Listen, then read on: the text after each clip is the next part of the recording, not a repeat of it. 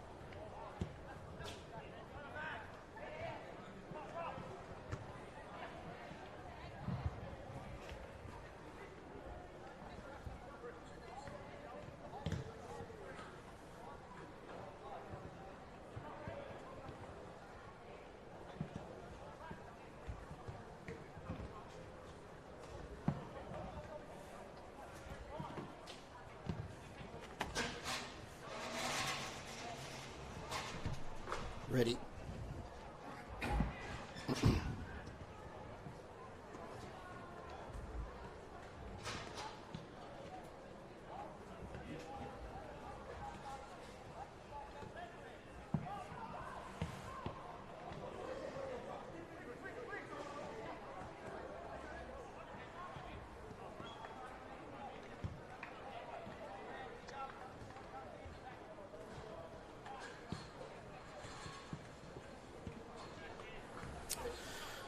Good afternoon and welcome to UTAS Stadium here in Launceston, and it's North Launceston versus Clarence in the 1 versus 2 contest.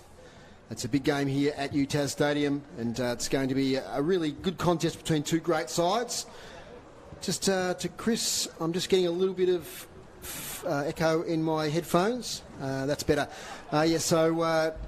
Mitch Hills, my co-commentator. It's going to be a fantastic game here today, and welcome back to City Park Radio. I'm back, Dave. Thanks very much for having me. Got the call up deep in the list. I've got the call up today. Excited to be back on City Park Radio, calling a top of the table clash. So looking forward to it. Absolutely. And on stats today, Mr. David Gruber. G'day, Grubes. Yeah, good afternoon, Dave. 3 weeks in a row here, and it's beautiful weather again. Absolutely. So we're looking forward to a great contest. And let's get down to the boys on the boundary. And we've got Chris and Tony. We've got the double team today. They're going to be covering the two teams competing. Boys down on the ground there, how's it looking? Tony, first of all. It's looking very well. Clarence have won the toss and are kicking to the town or southern end of the ground. Chris will give you the weather update, but the ground's looking very, very good at the moment. But the real question really is, when isn't it?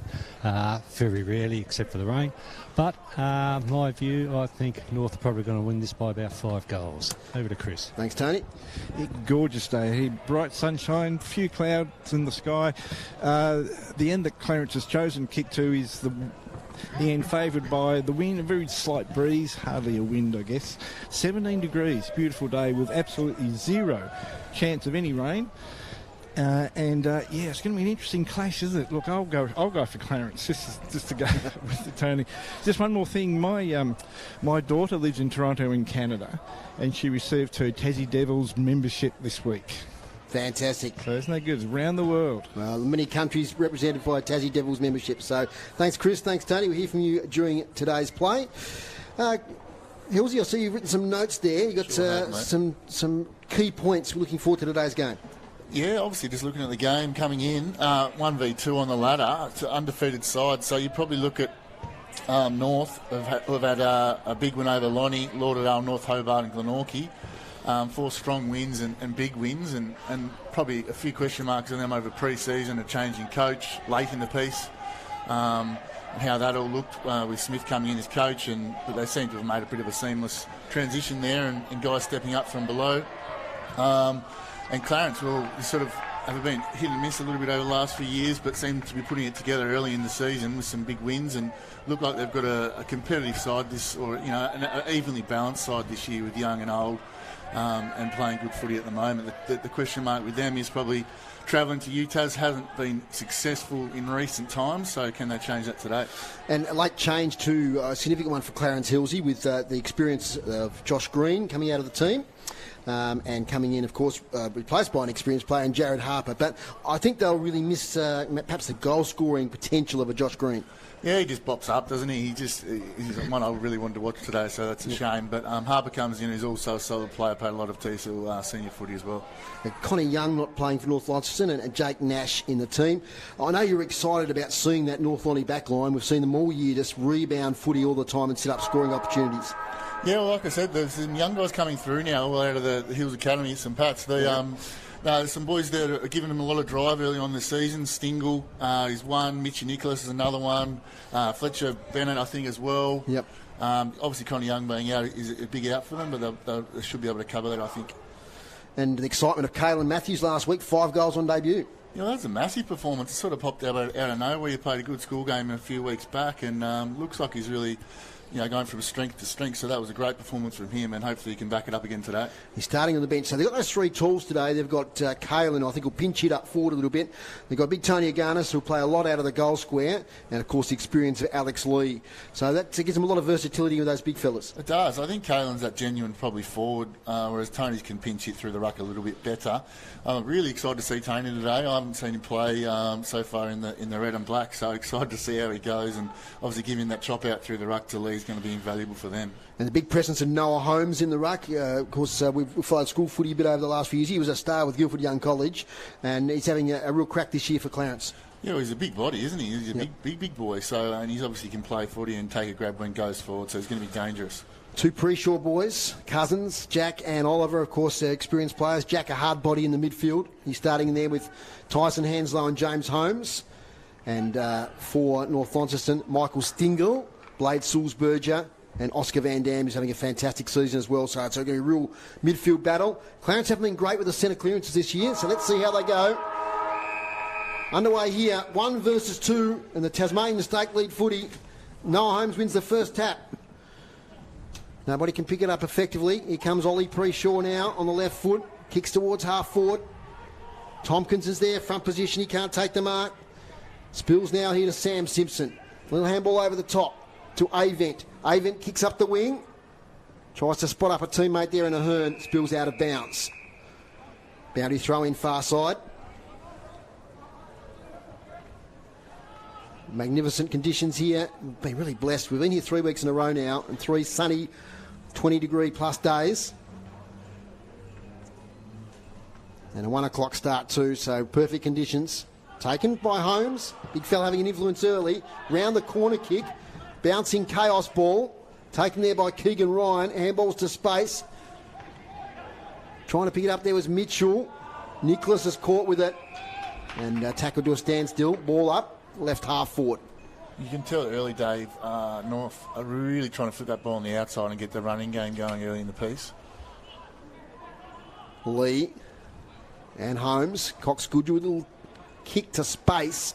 Jack Preshaw tries to spin out of the contest. Taken by Van Dam. Hands now to Cox Goodger to Griffiths. Kicks to half forward close to the boundary line. Is that a mark there to Leary? No, it's out of bounds on the full. Takes it millimetres over the boundary line. Clarence with a relieving free kick.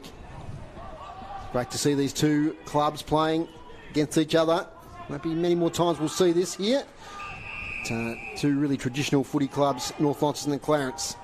Lee takes a big mark on the wing. Kicks in the centre of the ground. Gee, that was a good kick. Finds Sulzberger. Plays on immediately.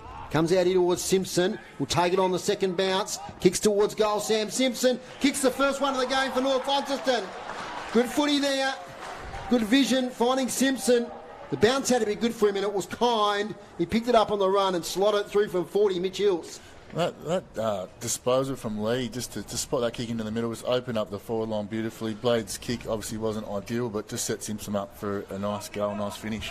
Yeah, just for a big man, he kicks the ball well, actually, doesn't he? He does. Just a solid kick, just good action, and he knows what he's doing. Played a lot of footy, so that was a great start for him.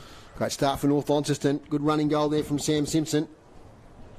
You listen to City Park Radio 103.7 and 96.5.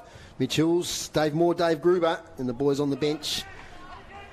there, Tony Webb and Chris Sayer. So 1 goal straight, 6 North Launceston. Clarence yet to score. Biddle centre bounce. Lee wins this one. Gets the advantage of Stingle. He tries to shrug a tackle. He does. Gets away from Ollie Preshaw. Kicks up here towards Tane Thomas from behind. Got the first hand to it. Exciting. Leary's got it. Gets it to Chug. Chug swings here towards goal. Griffith's front position flies high over the back. Could be mopped up here by Hanslow. His handball to a teammate who's under immediate pressure in Glover. Out it comes. Griffith's working hard. Here's Ollie Preshaw, gets a handball away, and they'll clear it out. The Clarence defence up here towards Keegan Ryan, but the big fist of Fletcher Bennett pumps it into the North Launceston crowd. And there'll be a ball up, a boundary throw in, attacking side of the wing. Gee, the possession counts really favouring North Launceston so far. Yeah, heavily outnumbered. They just look on at the moment, don't they? They started the game really well. So we'll get stats from Groobs during the day. I don't think Clarence have had inside 50 yet, Groobs, correct? No, not yet. 2 for North. Holmes with a little handball off there towards James Holmes. Chug, handball cut out by Hanslow. Tackle laid down on Proprotny. Ball up, left half forward for North Launceston.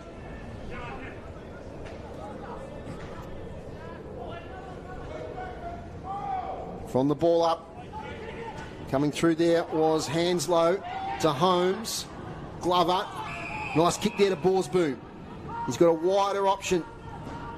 Over here looking for Liam Howard. Gets it over to Ollie Preshaw. Picks it up pretty well. Ollie Preshaw. In towards half forward. A nice mark taken there by Bryce Alomes, who we know can be a danger inside 50. He's a dangerous player forward, for sure. That was a great transfer of play across the ground there. It wasn't pretty, but just that you can just see that use of the corridor, opening up the forward line, gives the forwards one-on-ones, which is what you want. First time that Clarence had a chance to get out and running. Yeah, it looked good. It was impressive. They ran well. Like I said, it really opens up that forward line for dangerous players like Alomes. Alomes for goal. He's kicked one, evens up the score here at UTAS Stadium. Bryce Alomes, 1 goal, Clarence 1 goal, and they tied up with North Launceston. So some good footy early on. Good signs from both teams. Yeah, we can see we're in for a good match. Really good start from both teams. North looked like they're really clean with ball in hand, and that was a really good transition of play from Clarence, so a great start.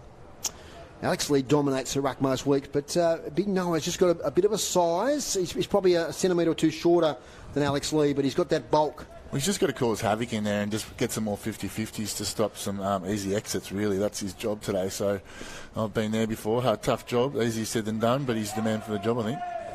Bo Nash in the middle now for North Launceston. Now there's something coming out of the ruck contest. The umpire away from the contest has seen a holding free kick. It's going to go to Bo Nash. Boy from the northwest coast. Lateral kick to Sam Simpson, who marks railway wing. Off and running. Handball to the running Nicholas. Left foot inside 50. Leading up was Leary. Clears them all. Bealey. His kick smothered. Chance to clear. Steele. Defence handball back to Keegan Wiley, who has a good clearing kick there. Just outside defensive 52. That man in Tyson Hanslow. Hanslow will go back again to Keegan Wiley. Great kick of the football. No exception here as he hits Borsboom on the chest. Here they are out and running again.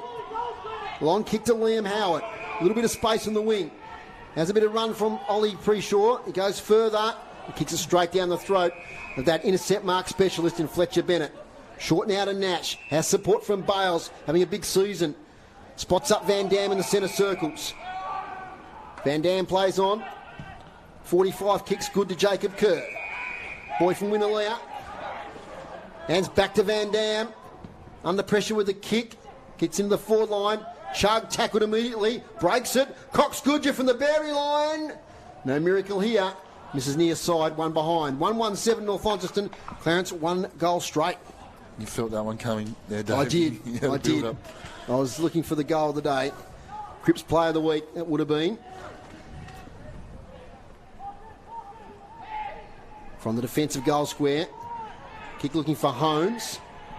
Marks easy now. Someone was pushed out of the contest. This might go to North Launceston. And it's against Colby Whitelaw. He pushed Alex Lee out of the way. He couldn't get to the contest, so he wins the free kick.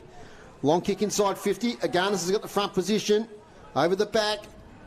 Loose footy. Thomas got it. Got tackled. Handballs away. Kick by Chug. Is touched.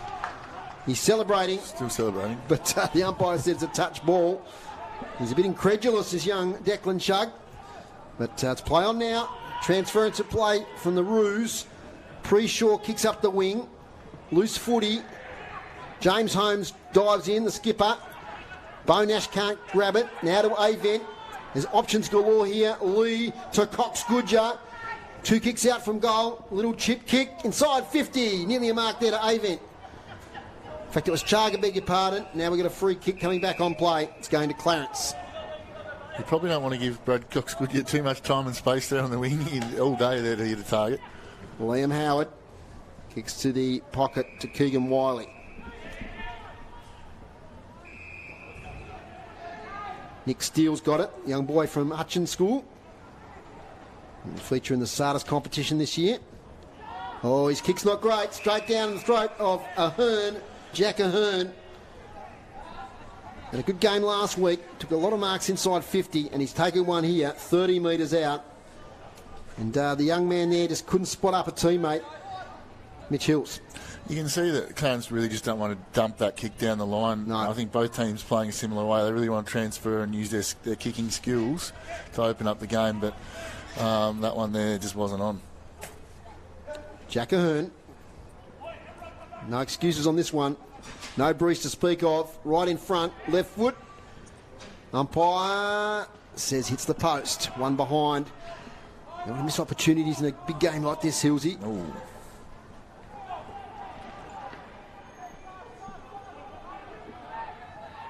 Keegan Wiley. It's a lovely kick, finds Noah Holmes.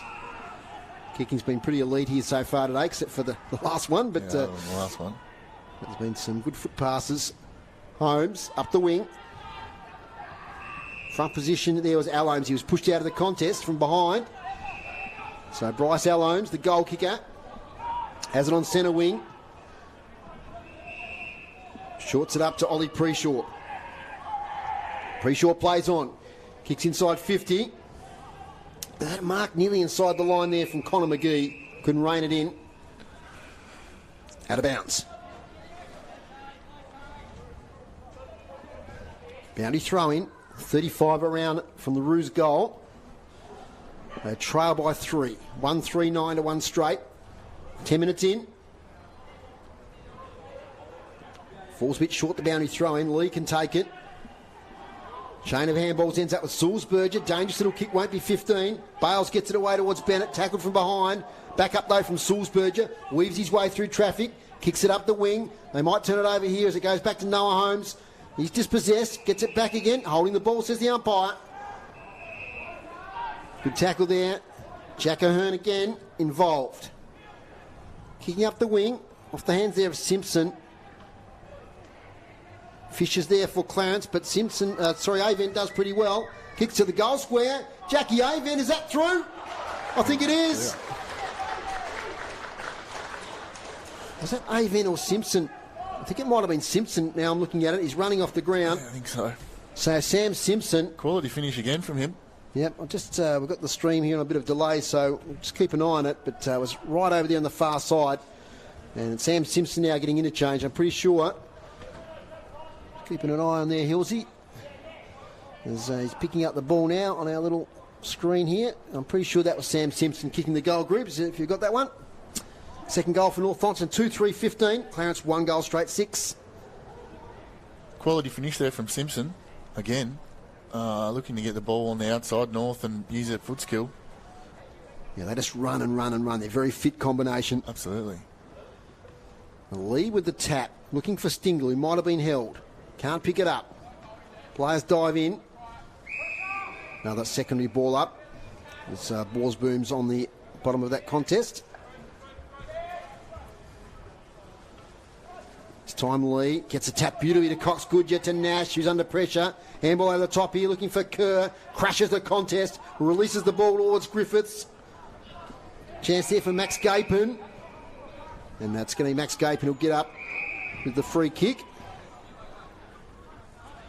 At left half back for Clarence. 2-3-15, North Launceston.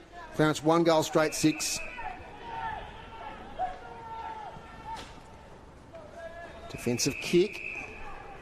Liam Howard's got it. Quite a few looking for that lateral at inside 45. They don't want to go long, but you're going to have to. Yep. North Launceston had all the options covered there. Up the wing, Ives flies. Nicholas at the back. Tackled immediately. Ball up. Today's umpires: Ryan Gregson, Tom McEntee and Ollie Pye are the senior field umpires. From the ball up, Holmes wins it towards Hanslow. Little handball, ends up with Steele. Steele kicks it towards the attacking 50. Jake Nash was there for North Launceston. Steaming away now is Mitchell. Handball's forward of the contest. Kick to the wing here, looking for Thomas from Chug. So Thomas now, all handball to Fletcher Bennett. He has a man further field here in Bailey Mitchell. Bailey Mitchell kicks inside 50. Van Dam. Oh, Leary's tackled heavily from behind. He didn't have the ball very long. Excellent tackle. So some good pressure there from the Clarence players around the footy. Pressuring North Launceston. I'm pretty sure that would have been part of the build-up today. Hills is not to give them too much space. I think they've just got that bigger body around the ball, don't they? Just in general, it looks like. And it's definitely part of the plan is to put some physical pressure on. Van Dam with a little kick here. Leary tackles from behind. Spills out to Keegan Ryan. That might be a push in the back against Brandon Leary. And James Bealey with the free kick. Most consistent backman in the league, James Bealey. Get to the skipper in James Holmes. The kick has to be pinpoint, and it is. Finds Max Gapin right on the boundary line. Little 45 kick to Keegan Ryan. He turns round. Well, gee, that was a poor kick. Might turn out all right. Spills back here towards Jake Nash. A little tap on to Bennett, to Bo Nash, to Van Dam, all by hand. Long handball now releases Jacob Kerr to the dangerous Bales on the left foot. Kicks inside 50 to Matthews. Not great delivery. And the big fella there, kicked 5 last week, couldn't rein it in. They did all the build-up there, Hillsy, and just spoiled it by that last kick. It's the money shot going inside 50, isn't it? That's Yep. the hardest kick in the game. Just didn't hit the target there. You can see with Clarence, they're just mucking around in that back 50 a little bit too much. They need to get the ball moving a little bit quicker. Take some risks. Yeah. Matthews and Holmes. Holmes almost takes it. Matthews, though, couldn't quite pick it up. He now tackles Holmes. There'll be a ball up deep inside attacking 50 here for North Launceston. They lead 2-3-15 to 1 goal straight 6. 15 and a half minutes gone. Footy goes up. Noah Holmes flips it. Can't get it to advantage. Taken away by Jared Harper. Late inclusion for Josh Green. Gee, Keegan Wiley sold some candy there. Held it a long time. Too long, said the umpire. Advantage now. Van Dam from 45. Oscar Van Dam kicks the goal for North Launceston. And they punish the mistakes once again from Clarence. And Van Dam, beautiful running shot from goal. 3-3-21, leading Clarence 1 goal straight 6. Just not the mistakes you want to be making either. Like half back, just try and take too many on. We want to try and move the ball as quick as you can out of defence to try and put the pressure back onto North, but unfortunately it's inviting pressure in, and they've been able to capitalise North and crucify them for their mistakes. Today's broadcast brought to you by Elgas for all your LPG needs statewide. Talk to the locals with knowledge. Phone 13 11 61. 10 inside 50s for North Launceston now, just 3 for Clarence, and clearance is pretty even, 6 for Clarence, 5 for North Launceston. Hit outs groups? 7 for North Launceston, 5 to Clarence. Yes. Much more even than we usually. 10 entries to 3. Tells the story. It tells the story early on. Gannis now in the ruck. Got the tap, got it to Nash of the Bow variety. He couldn't escape. Umpire McEntee will ball it up. Holmes and Aganis. Aganis did well. Tried to get it to Stingle. Loose ball now. Falls to Harper. Torpedoes it towards attacking 50. In front, though, is Fletcher Bennett. Intercept marks are mounting up there, groups. Talk to me. Yeah, 4 taken by North Launceston. To 0? To 0. Yeah, there we go. So Aganis now lays on top of the footy. Flips it out. Has support from Nicholas.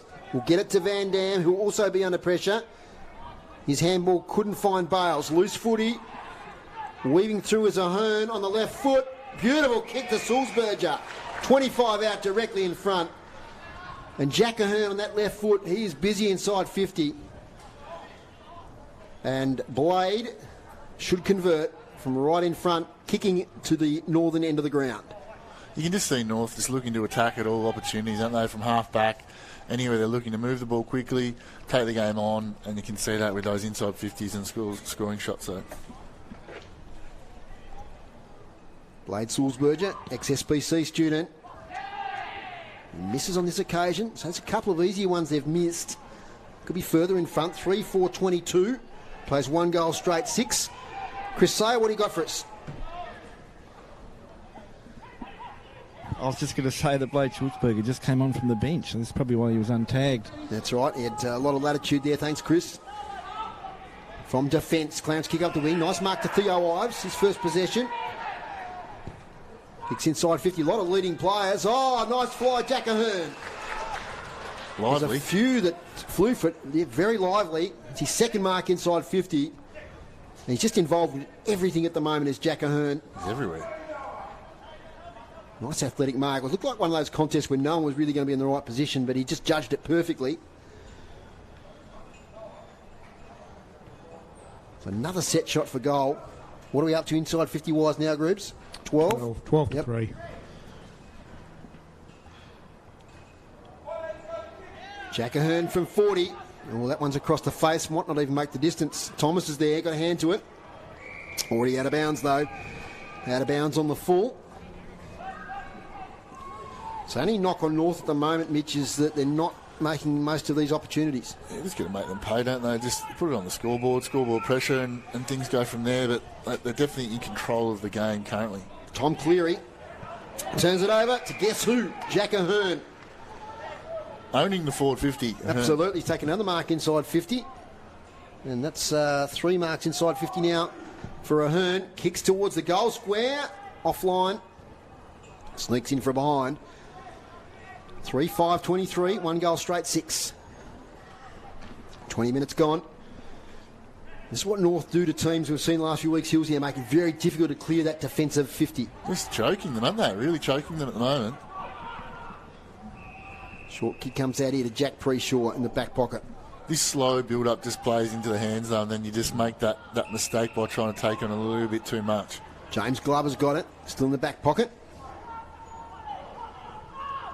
Goes to James Holmes. Oh, he drops the mark. Leary might pick it up here. He does. He's tackled from behind. He might have got one high. He has.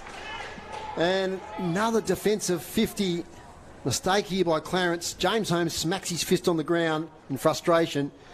Now Brandon Leary has got a shot, 35 out directly in front. Lots of shots on goal.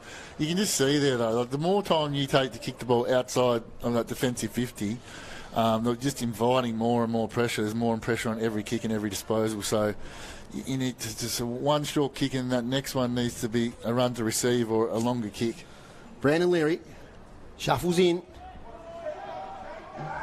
Kicks for goal, and he has missed as well. This reminds me of Port Adelaide last night in that first quarter, missing lots of opportunities. 3-6-24, 1 goal straight, 6. Clarence better off kicking down the line at least to a 50-50. You got to read the game. Just at the current time, for the period of time, you need to clear that 50 and get a stoppage down the line at some point. You need to get the ball out of there.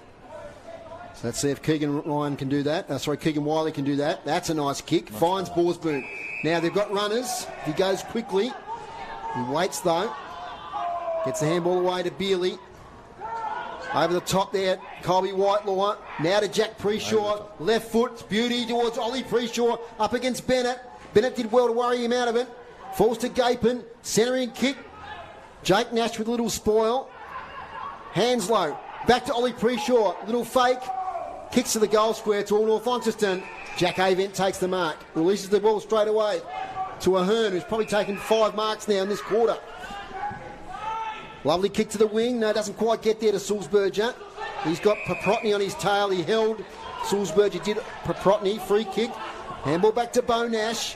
Not mucking around, getting it moving quickly. North Launceston. Up here towards Leary, who's been a little bit down in recent weeks. Releases it to Tane Thomas. Oh, Sulzberger will be under pressure. They might cough it up here. And what does the umpire read there? Holding the ball there. That's against Connor McGee. Van Dam, probably too far out. Gets some more distance, kicks towards the goal square. Thomas is there, can't quite take the mark, off hands. The two youngsters, Thomas and Matthews, up in the forward line. 23 minutes gone. North Launceston 3-6-24. Clarence 1 goal straight 6.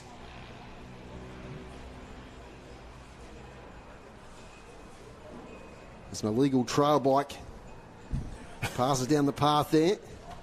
I'm making that call, Hillsy. It looked illegal to me. Looked illegal. Very illegal. Here we go now. Griffiths snaps towards goal. Harvey Griffiths. Was that touched? Yes, it was.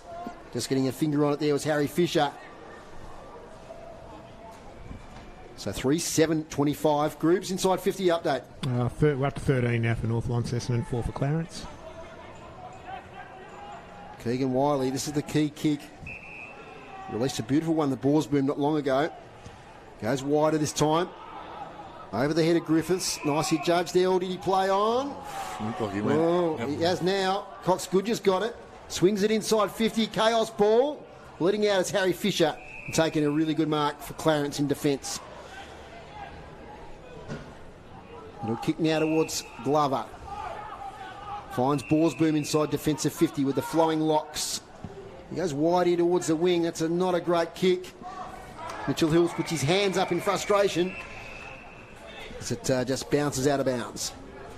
Talk to me. Oh, he's just got to take time off the clock here. Like, you know, they're not on top. They're sort of struggling. And just a bit of control of the game is required. I'm sure their coach will be saying that at a quarter time. Yeah, I think Peter Ryan, he will be saying that. They're only 19 points down, so they haven't been blown out of the water despite the disparity in lots of the statistics. Lots of room for improvement. Yep. They're still right in this game. They'll make a run at it at some stage, no doubt. It's a contested footy. Leary tries to shovel it out. Out it comes. Declan Chugg tries to break a tackle. Ugly passage of play there. There'll be another ball up. So we're 60 metres out from North Launceston's goal. Taking it there was Borsboom. Now Cox Goodger throws it on the boot. Dangerous ball inside 50. Griffiths there. Got one hand to it. Picking up there was Preshaw. Only as far as Matthews, who had more time. He threw it on the boot. Missed near side. His first opportunity. 3-8-26 to 1 goal straight 6.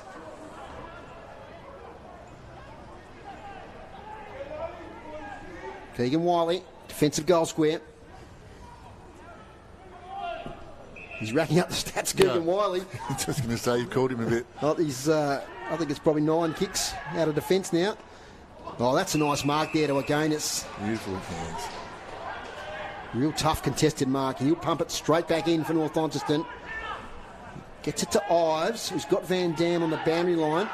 He's going to go there. No. He straightens it up. Not a great option in the end because it's all Clarence. Liam Howard chops it off. Gets the handball to Jack Preshaw. His kick up here looking for Ruben Tompkins. He takes it on the bounce. Back to Ollie Preshaw with a bit of pace and dash. Now to Glover. Tompkins again. Kick comes towards attacking 50, but Bennett's, it's ever reliable across half-back. Now to Chugg. Rebound footy North Launceston. Goes long inside 50 straight away. Looking here for Alex Lee. Over the back. Can he get it to Leary? He can. Leary will go on the right foot. Yes, he will. That was a tough shot. He made it look easy. Brandon Leary.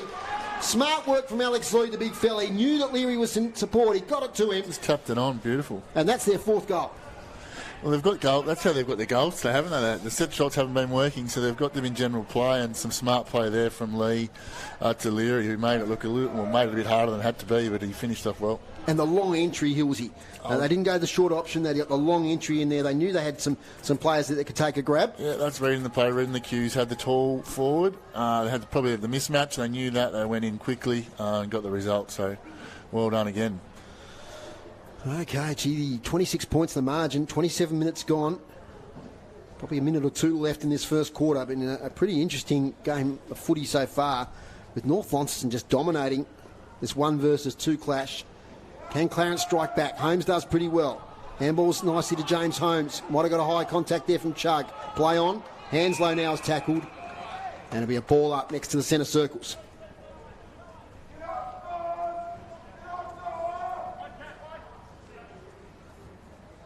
Holmes takes it out of the air. Smothered kick. Bales goes through, can't take it with him. Hanslow gets it there to Whitelaw.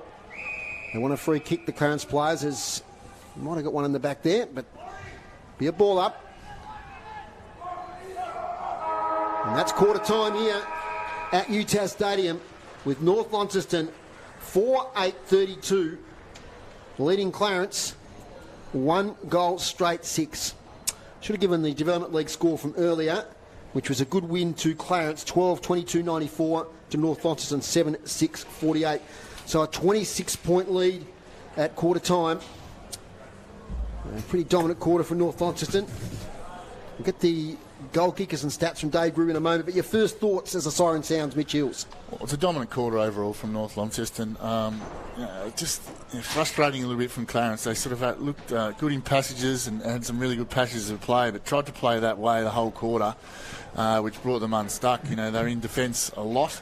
And invited a lot of pressure on themselves and put themselves under the pump, and North were able to make them pay. It's just, did North put them away enough? 26 points, it probably could have been, 40-ish points plus. But North, they look to attack from all areas of the ground. They know how to play this ground really well. They got the ball out in space, used their kicking skills, and got the ball into dangerous areas and were able to get the score on the board. But there's lots of areas where I'm sure Clarence's coach will go to work and get them going a little bit better in the second quarter. And it's probably, for me, Dave, he's just playing the game on its merit at that point in time. So, when you're under the pump and your team's under the pump, which obviously were, it's just going to take the sting out of the game and control the game and control what you can control. And if you've got the ball in your hands, you control the game, or at very least get stoppage and get some more 50-50s. They sort of just bombing the ball straight back and just inviting the pressure back onto themselves. So. Yeah, repeat inside 50s, and they weren't punished on the scoreboard, really, Clarence, at 4-8-32 to 1 goal straight 6. We'll get to Dave Gruber there for his stats, and we'll do goal kickers first, if that's right, Grubs. North Launceston, Brandon Leary and Oscar Van Dam have 1 goal each, and Sam Simpson has 2 for North Launceston, and Bryce Alomes has Clarence's solitary goal. And the stats? Hit-outs, North Launceston 9, Clarence 10. Clearances, 7 for North Launceston, 8 for Clarence. Inside 50s, here's the big discrepancy, 17 for North Launceston and just the 4 for Clarence in the first quarter. Marks inside 50, 3 for North Launceston and 1 by Clarence. Intercept marks, 7 for North Launceston, 2 taken by Clarence, and free kicks, North Launceston 7, Clarence 6. Dave Gruber, the best stats man in the business. Very good. Giving us the team stats there to quarter time. We've got to take a short break here on City Park Radio. Before we do, a new sponsor to our broadcasts at City Park Radio. This quarter time break is brought to you by our sponsor, Brew Coffee Hut, making hot drinks for you at the game today, and you'll find them just behind the interchange benches there. Their lovely van there and friendly staff will make your hot drinks. So thank you to Brew Coffee Hut for your support in 2024. Time to take a break. Quarter time. It's North Launceston 4-8-32. Clarence 1 goal straight 6.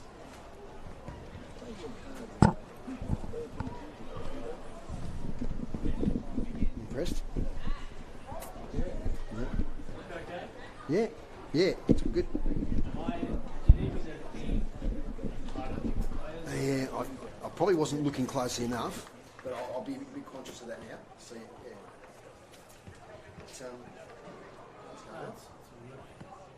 Have you done much footy before? It's the first time. Oh, right. Oh, excellent. There you go.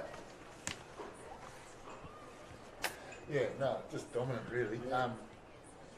Just silly. You know what I mean? I probably expected a little bit better in that regard, or playing on tempo a little bit. Do you know what I mean? They were obviously on to start with, and my clearances were fairly even. But when it shifts their way, they just sort of Skill level looks high too from the Monks. Well, it did, yeah. And they're just looking to take the game on straight away. You can see the defenders start as soon as they start to sort of get up top. The defenders.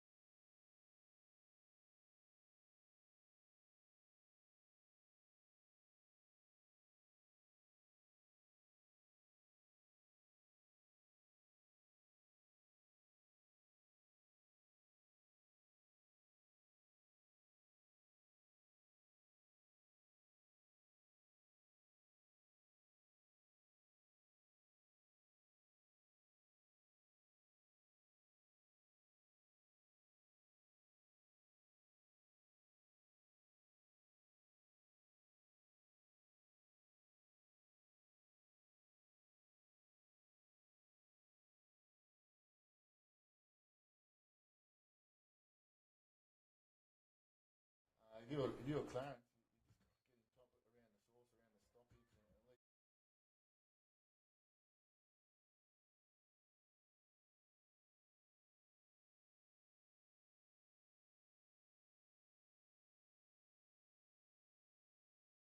line is they weren't put away yet, so there's still a chance. I think there's a message, Peter Ryan there. We'll hear from Tony there, who's with Peter Ryan in just a moment.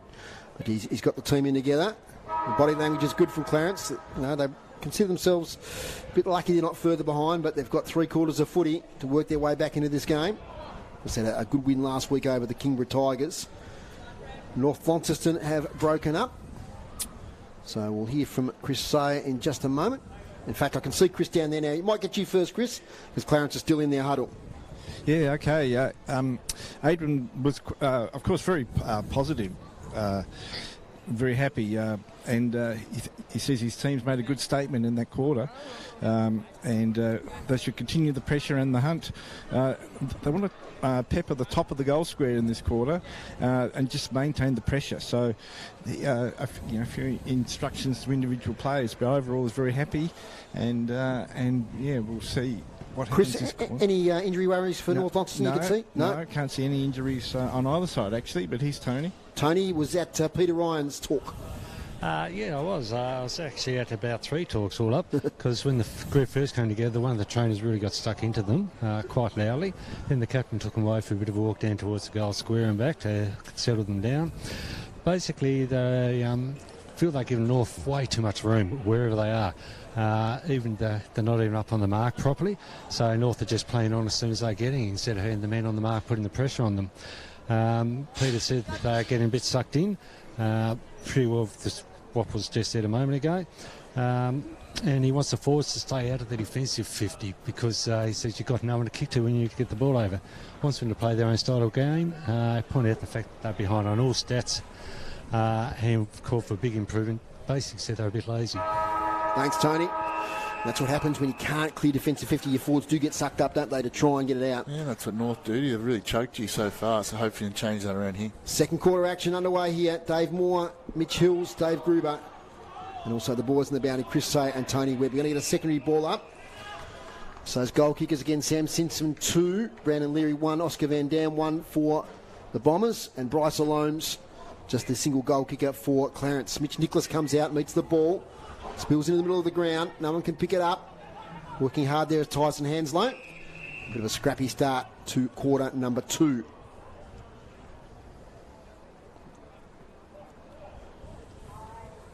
Alex Lee, beautiful tap out to Cox Goodger from the centre circles, inside 50 long. Caelan Matthews got himself too far under it on that occasion. And a comfortable mark back there to Tom Cleary. It's a good match-up, that one, for the young man. Experienced Tom Cleary. Played with 3 TSL clubs. Sam Simpson's tackled to Leary. Cox Goodger. Later tackle on Borsboom. Little kick in the air there by Declan Chugg. High ball has it gone 15. Play on, says the umpire. Ahern might have marked it otherwise. And now it's going to be a ball up 20 metres out. The young Caelan Matthews got himself a little bit under the ball there. He just didn't read it. Broke Cox Goodger, one of the better kicks in the game. You can see that connection with Lee and Cox Goodger from the stoppage is unbelievable, isn't it?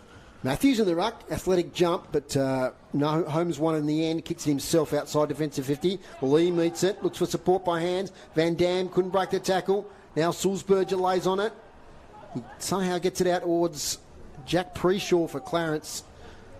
Players from both teams wanting holding the ball, but it's umpire Tom McIntyre will throw it up. One of the best in the business, Tom McIntyre. Excellent. Former St Pat student. Correct. Now it comes now here to Holmes.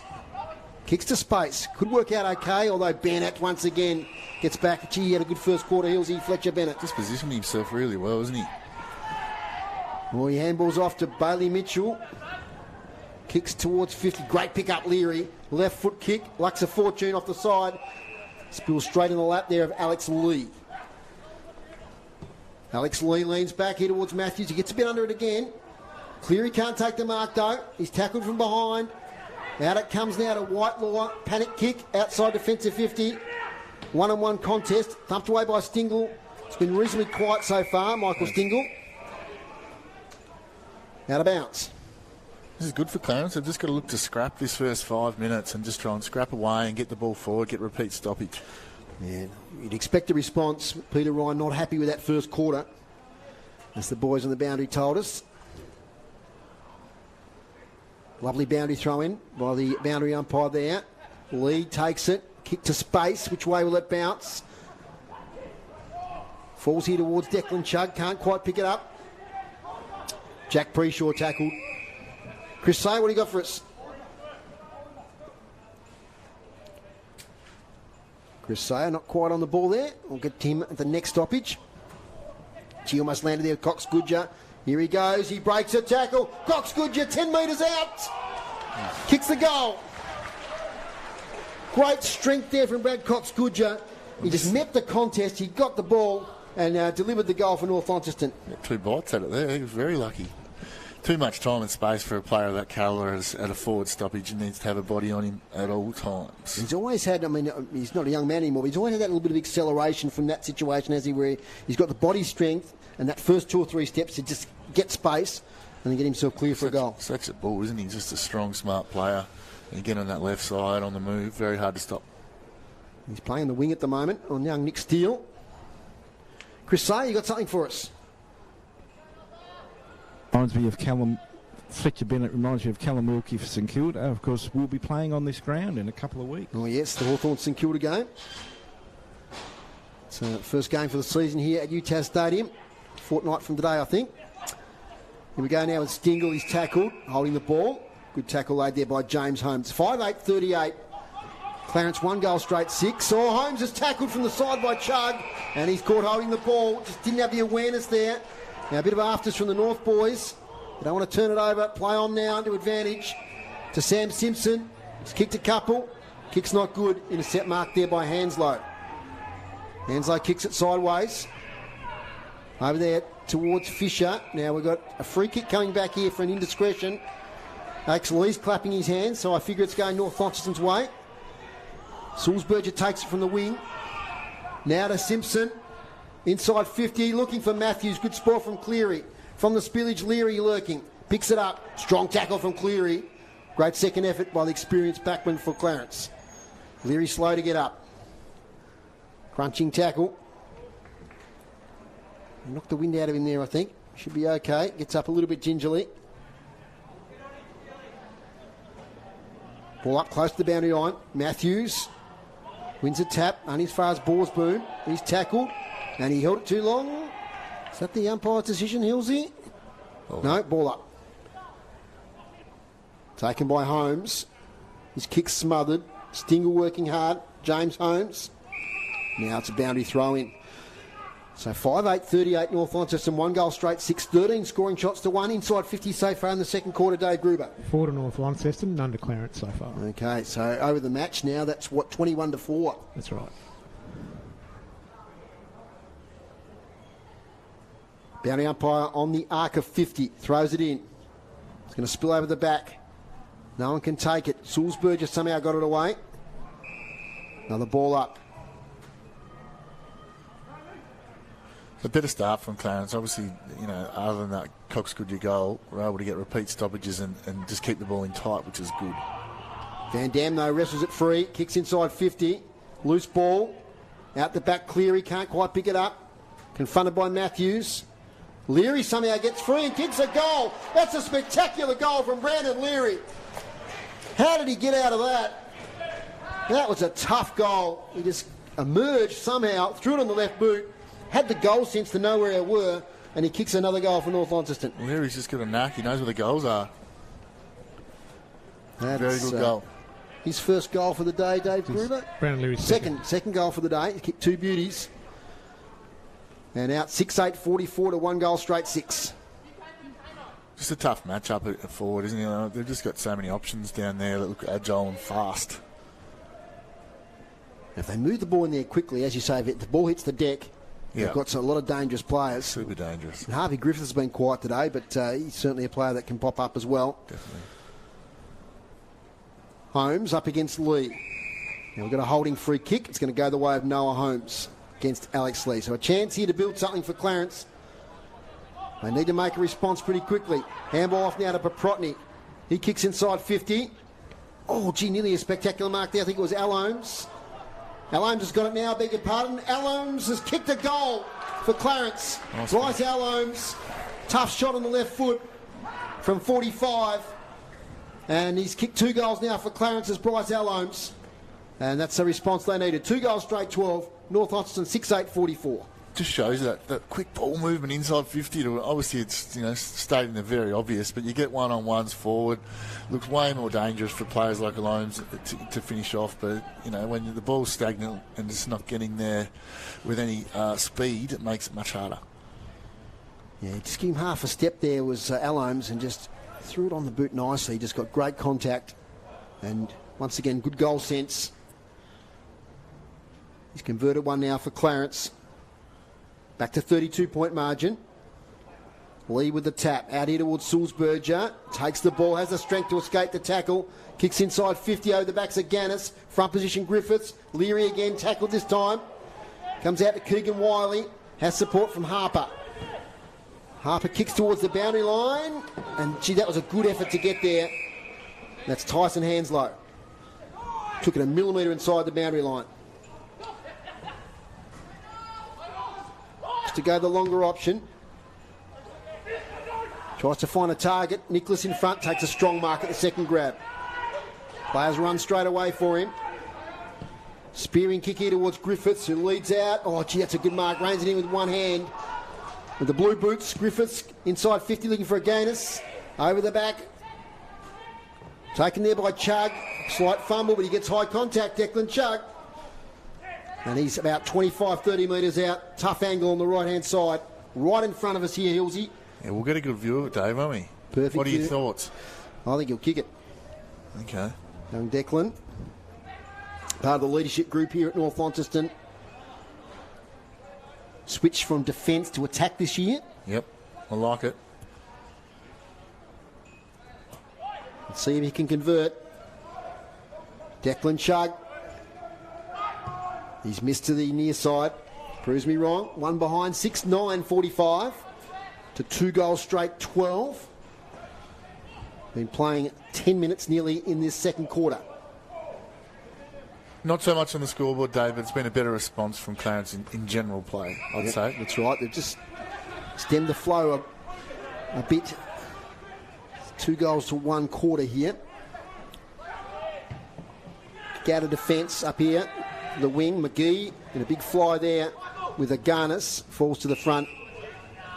There'll be a ball up.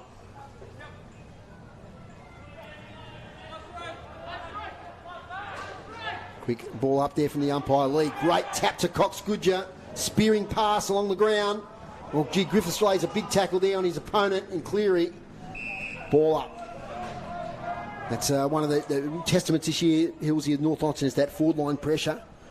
Yeah, often had the forward 50 stoppages. Holmes, tap out. Bo Nash can't quite pick it up. Tackle laid there on Bealey for Clarence. The ball up, 25 out. Dangerous times here for Clarence. Holmes takes it, swings it out of defence. Bennett's going to meet the ball. Little handball over the top to Van Dam. Thought about getting it back to Bennett. Gets himself some space. Great pass to Leary. Great footy, Oscar Van Dam. Really neat. He somehow just managed to get some space as his opponents were all trying to cover the options for his handball. He realised he had that space. And a little pass on the left finds Leary. Nice tidy work from Van Dam. He's been really good so far. Yeah, big season for Oscar Van Dam. And Leary's copped a couple of big knocks this quarter. He's catching his breath. He's kicked 2. So he's been down the last couple of weeks. Right, you're on him, and he's kicked 2. He's kicked 2. This will lift him. Long way out. He'll kick from right on 50. Shuffle. To the tan end of the ground. Distance is a concern. So is the accuracy. 1 behind.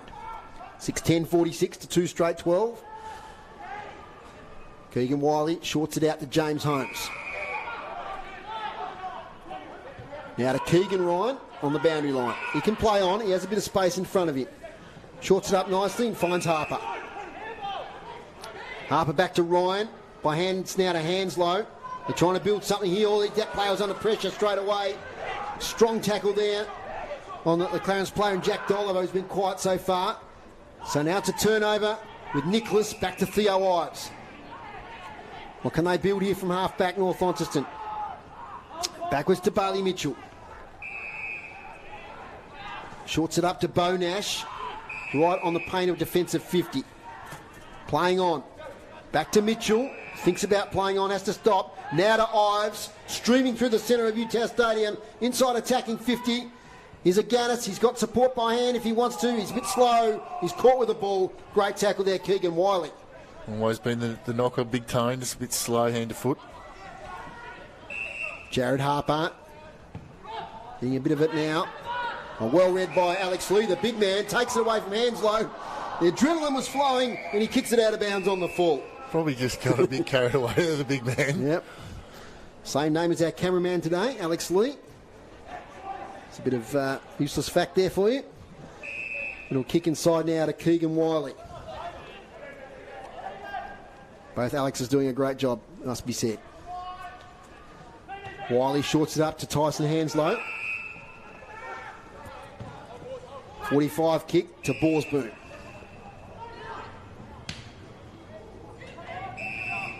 Finds Bealey. Long handball's a pretty good one from Bealey now to Glover. Chance to build here for Clarence. Alholmes chases the ball towards the boundary line. Thinks about the handball over the top. He goes there now. North Launceston though with the ball. Ruben Tompkins lays the tackle on Bennett. Ball up. So inside 50s is quarter Dave Gruber. 11 to North Launceston. This is Clarence's second time in. Clearances? 6 to North Launceston, 3 for Clarence. Clarence is on top in the hitouts though, 9 to 6. Okay, Noel Holmes doing a pretty good job in that department. So we've got another ball up, 40 metres out from Clarence's goal. They trail by 34. Nice little tap there from Alex Lee. Working hard there is Steele. His handballs to space. Borsboom, his handball smothered. Pressure there from North Launceston. Loose footy. Player drags it back in, but it'll be another ball up. You just feel Clarence starting to get their hands on the ball a little bit more, making some better decisions with the ball in hand as well. Much better response. Alex Lee just almost takes it out of the air, but James Holmes, his half-distance kick is taken by Nash. Stolen away, though, by Tompkins for Clarence. He hooks it inside 50, and Cox Goodger takes the mark in defence of 50. Players leading up the ground. Finds an option in Van Dam. He's got it at half-back. Little kick over the top to Nash. He'll be a little bit dangerous. Good spoil from Hanslow. Now Tompkins kicks inside 50, and Bryce Alholmes, all by himself, has a chance to line up for his third. He's about 35 out, slight angle. It's the first time we've probably seen North Launceston turn it over in that sort of situation. And it's a result of just an accumulation of pressure that Clarence have been able to put on them. So, you know, he needs to go back and kick this and reward the team for his third goal. Much better response from Clarence so far. And it's just come from around the stoppage, around the source, just sort of putting a lot more pressure and a lot more hands on ball there. Alholmes for goal. He's kicked 3 now for Clarence.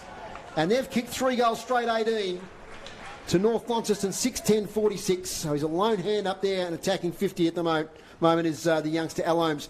Well, I think you might have seen him in your days of junior footy with looking after Devils. Bryce Alholmes come through. Bit of Devil stuff, yeah. He's always been, a talented player, and you can tell that by just how sort of elusive he is in the forward 50 and his ability to finish off around goals. So three really nice goals, 3 really nice finishes, and if they can get the ball to him any more than they have, he's set for a big day. It's a margin back under 5 goals. So quarter time, 4 goals, 8. So 2 goals to North Launceston, 2 goals straight to Clarence. And we're just over halfway through the quarter, 16, nearly 17 minutes. Here's Tom McEntee. Perfect bounce once again. Lee tries to find Nash. Mopped up though by McGee. Connor McGee launches it to half forward. Bennett the front position. Spills away. He takes it now. Arches his back nicely. Handball backwards now to Nicholas. Nicholas spearing pass up the wing. Can't find a teammate. Back now to Cox Goodger. Coughs it up to Keegan Ryan on this occasion. Now to Steele. The youngster from the Hutchins School kicks it inside 50. Gee, that's a good defensive mark, is it? To Bailey Mitchell. Not paid. Good grab, said Hillsey. Thought it could have been paid, but we're a long way away, has to be said. Very cool. Al Holmes against Lee. Al Holmes wins that tap, but just sees it out of bounds. 6-10-46, 3 straight 18. City Park Radio tonight at the Elfin Sports Centre for the Casey Cavaliers versus the Tornadoes in the women's. The Casey Cavaliers. Yes, that's them. No, they're not a bad combination. They won last night in overtime against the Hobart Chargers, so big NBL 1 South game. See how the Tornadoes pull up from a big win last night. Keely Froling back in the team, Ilsey. Oh, A lazy 31 points. very good player. Back here at UTAS Stadium, Lee, little flip over the back to Cox Goodger. Escapes the contest. Gets it to Nash. Nash has support from Simpson, but well read by Ollie Preshaw. Turnover. Who's he going to go to? He takes the bounce. Doesn't It takes know. a long time. Gets it to Tompkins. His handball's not good. Gee, that's an opportunity lost, I think, here for Clarence. He had players, I thought, loose inside 50. He hesitated.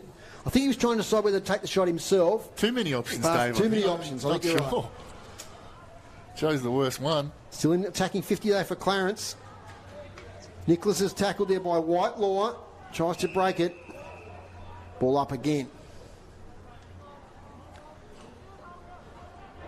Lee with a tap to space now. There's a free kick for holding. Which way is it going to go? To North Launceston. Alex Lee.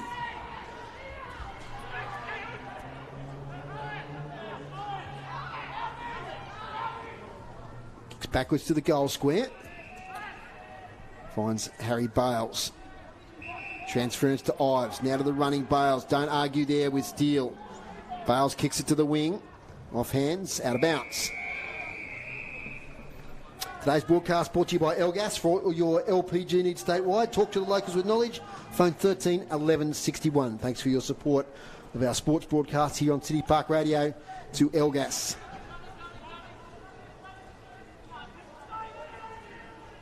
The defensive side of the wing for North Launceston. Tap comes now towards Sulzberger. Little hand off there to Griffiths, who's tackled. Should be holding the ball. Play on now to advantage. Holmes inside 50. Almost a mark in front. It is Jack Dolliver. It said he'd been a bit quiet. He's been a live wire in recent weeks. Played some great footy with the Devils last year, Jack Dolliver, and he's taken a mark. Second grab inside 50. And a chance from 35 out, slight angle. Almost an identical spot to Bryce Alome's shot not long ago. When he kicks this, you feel like they're really in with a chance, don't you? They'll be back within 20 points, or back to 20 points, if he can put this through. They haven't missed one yet, Clarence. Jack Dolliver kicks it pretty well. Just offline, one behind. 3-1-19, 6-10-46. Jack Bales with the footy. He's got players lined up along the boundary line there. Set play finds Mitchell. That's Barley Mitchell. His brother Lockie not in the team today. Long kick there from Mitchell. Almost a mark there to McGee. Van Dam takes it. Off to the races now with Sulzberger. He has support from Stingle. Thinks about giving it to Leary. Takes it himself. Kicks along here looking for Griffiths and a one out. Over the back. Griffiths against Howard. Howard does pretty well. And we'll see the ball over the boundary line. He's done well, Liam Howard, today. He's had a bit of time on the dangerous Griffiths, who hasn't really done a whole lot. Been able to hold him well, hasn't Yeah. he, so far? That's a Got good in bad matchup. position- Got in a bad position there, was able to hold his own though, so well done. Tony Aganis up against Connor McGee. Falls a bit short. Here's Aganis. Can he swing for goal, the big fella? He does. Falls a bit short. Kalen Matthews is there. He's pushed out of the contest there. Gee, that's a strong tackle by Ahern there on Fisher. Matthews sees it out of play. So plenty of youth up there in the forward line. Tane Thomas, Kalen Matthews. Ahern, who got up a little bit sore in the arm there.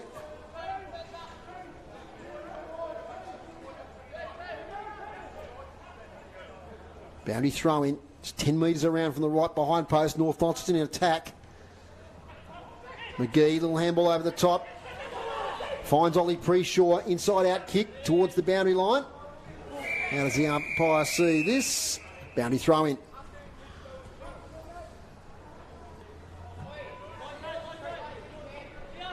So Alex Lee just having a spell in the ruck at the moment. Tony Aganis doing a bit of work in the ruck. Hayden Matthews has gone to full forward. I think Alex Lee might be just having a spell on the bench. Front position Aganis. Taps it to himself, the big fella. Can't take possession. McGee working hard. And it's going to be a push in the back free kick. It's going North Launceston's way. It's coming back here to Bo Nash. Boy from the northwest coast. Nashy's the call. Good start to the game, Nash. Yeah, he's been pretty good. Now to Cox Goodger. So a lot of the footy today. Looks fit. Of course, hasn't got the responsibility of coaching anymore. Hand over to Adrian Smith. Oh, Event drops an easy mark there from the pass. Now to Hanslow. To James Holmes. Breaks the tackle there from Stingle. Holmes up the wing. Nice kick. And there's Al Holmes, who's drifted up. A long way up from goal. Has to wait for the cavalry to arrive. Little chip, kick, punched away easy by Jack Avent. Is that out of play? It is. So much more congested footy in this second quarter, Hillsy. Exactly what the coach would have said at quarter time for Clarence is just try and keep that ball in, if you know what I mean. You want to keep the ball in a contested state as much as we can, and they've been able to even the tables inside and not let the ball on the outside, which has seen them kick goals and stay in the game. From the boundary throw in, Noah Holmes works it to Keegan Ryan. Nash to Avent, coughs it up to Whitelaw, now to Ruben Tompkins. Ruben Tompkins kicks the goal square towards Al Holmes, just clears his outreached fingers and spills out of bounds. It was a semi-shot, semi-pass as well. Yeah, you thought Ruben might have been having a crack there. Right. I reckon he'll say, oh, you know, I was trying to pass it off. Outside of the boot. Yep. So deep in attack still though for the Roos. 24 and a half minutes gone. Might be a long quarter. Just the 4 goals kicked between the two teams. Out the back. Avent and Holmes lay on each other. Ball up. Inside 50's evened up a little bit more. 12 to North Launceston, 8 for Clarence, and clearance is 9 for North Launceston, 8 for Clarence this quarter. Yep, so he'll see on the money there. It's evened up this quarter. But that first quarter margin is very significant. Managed to maintain it, North Launceston. Now we've got a free kick coming back here. The way of Glover. No, it's coming back to Oscar Paprotny. Paprotny on the centre wing. Railway side of the ground. Bathed in sunshine. Lovely day here.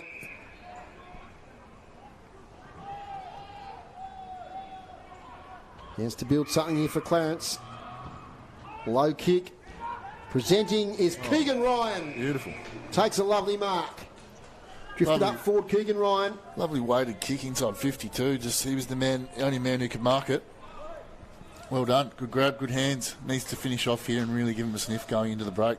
That was Glover there, the boy recruited from university in the Old Scholars. James Glover, that lovely kick. Straight down the throat there of Keegan Ryan. It was a tough mark though, he had to take it. So Keegan Ryan, 45 out. Oh, the ball hits the man in the mark. And Jake Nash spills, still a chance. Contested footy, ball up. So Keegan Ryan, he's usually a pretty good kick of the footy. He's been good this quarter too, Keegan Ryan. He's given a lot of drive for them. Disappointing result.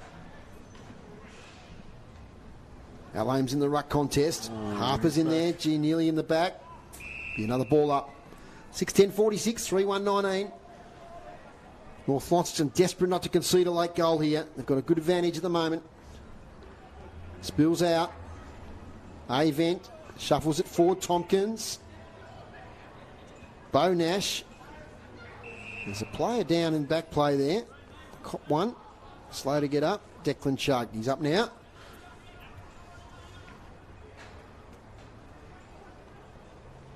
Spills out towards James Holmes. Griffiths goes in hard against him. Ball spills free. So a lot of stoppages in this quarter. Tough contested footy. 1 versus 2. North Launceston with a good advantage going into half time. Can they pinch a late goal? Whistle on play. Holding free kick. It's going the Bombers' way. So they may get an opportunity here through Stingle. Thinks about the short kick. Oh, it's 50. Oh, no. He went to kick the ball to Van Dam. And James Holmes just moves off the mark. His head's in his hands. James Holmes. And this will mean a shot on the siren. It's a long way out still. The man on the mark, James Holmes, is about 48 out. And it's Michael Stingle. The coach killer, if he kicks this. So played some great footy with North Launceston, went over to South Australia. Has returned as Michael Stingle.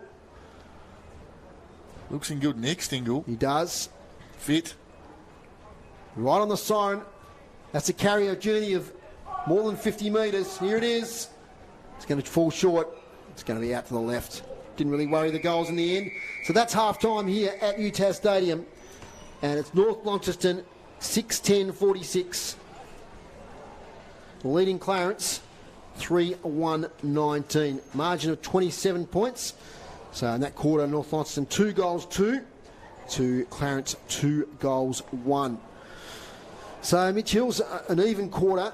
Yep. But you get the feeling that that lead that North Launceston accumulated at quarter time is going to be a real key difference in this game. Yeah, I think that's going to be the difference, isn't it? And just those couple of shots that Clarence weren't able to finish off really would have put them back in a sniff going in and give them that confidence going into the break, knowing that whatever they were able to fix in that quarter around the ball especially, and also their efficiency with ball in hand, which I thought was much better in that quarter. It would have given them that real sniff and that real hope going into the second half. But that being said, they have to take something away from being a lot more competitive. 2 goals each is exactly what their coach would have asked for, a more competitive effort, which we heard from the boys downstairs. They were just able to turn the tables in and around the ball and get the ball in their forward half and lock it in there and keep it in there a lot more, which was key to them hitting the scoreboard, and just gave some guys like Alomes and Keegan Ryan there late an opportunity to kick goals. So, I thought Borsman was good. Cleary down back early in that quarter was able to give them some pressure when the heat was on. But I thought Alomes, when the ball went forward, was great. It's still impressive though.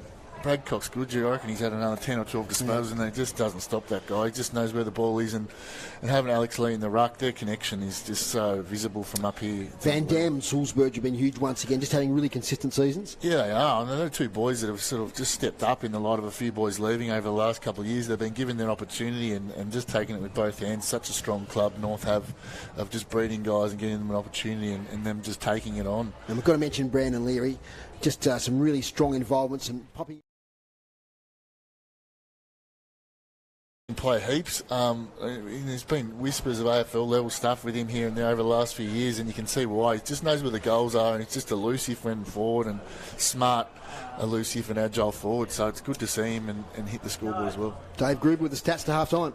Okay, goal kickers first, Dave. Bryce Alomes has Clarence's 3 goals, and for North Launceston, Brad Cox-Goodger has 1, Oscar Van Dam has 1, and 2 goals each to Sam Simpson and Brandon Leary. Stats up to half-time. Hit-outs, North Launceston 23, Clarence with 27. Clearances, North Launceston ahead there 17 to Clarence 16. Inside 50s, 30 for North Launceston and 13 for Clarence. Marks inside 50, 4 apiece. Intercept marks 11 by North Launceston and 5 from Clarence, and free kicks pretty even, 13 for North Launceston and 12 for Clarence. Yeah, sometimes those statistics are interesting, aren't they, Hilsey, because we look at the clearance numbers and the hit-outs, but I think it's quality clearances are the difference for North Launceston. The quick handball to somebody in space and they're away, whereas sometimes Clarence's clearances aren't that sort of quality ones that are going to set something up for them. No, they're coming from way back too. They're obviously getting smashed early in the game. And they just needed a response around the ball, and that was effort and grit and grind and just try and get the ball forward half, which is what they were able to do. It was a really free-flowing first quarter. The second quarter was a lot of stoppages, a lot of congested play. Yeah, and it's what they need, and we can see that now. It's clear that for them to be a chance in this game, they need to keep it in tight, they need to keep it contested. That'll suit them. If they happen to lose that around the ball, that pressure around the ball will get on the outside, and the users like Brad Cox-Goodger, Salzburg, blah, blah, blah, they will punish you, and the score will go blowout style. So we need a highly contested game to keep it nice and even for us. Half-time, time for a hot coffee or mocha from our sponsor, Brew Coffee Hut, making hot drinks for you at the game today. You'll find them just behind the interchange sheds there. Just in front of the North Launceston social rooms there. So get down and get yourself a hot drink. Thanks to your support, Brew Coffee Hut, in season 2024. Okay, we'll take a break here on City Park Radio. When we come back, a great friend of City Park Radio, Rick Fontaine, is going to talk about things that are going on at Tassie footy at the moment. Back in a moment.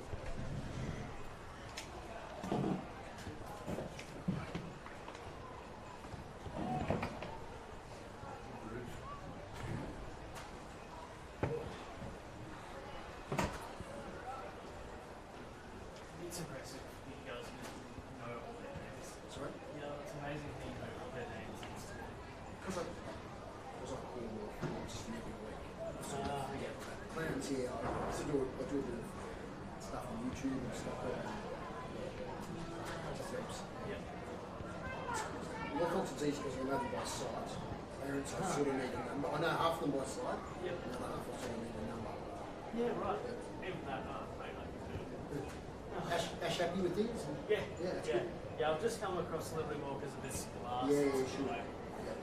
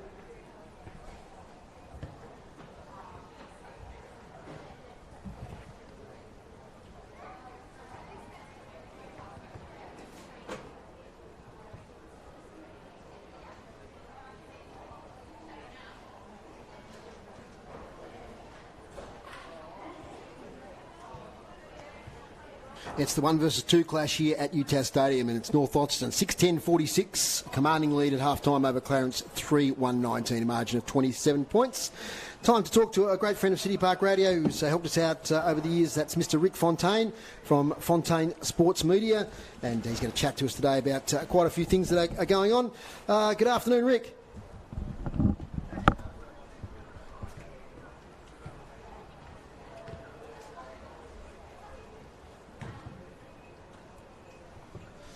No worries, Rick.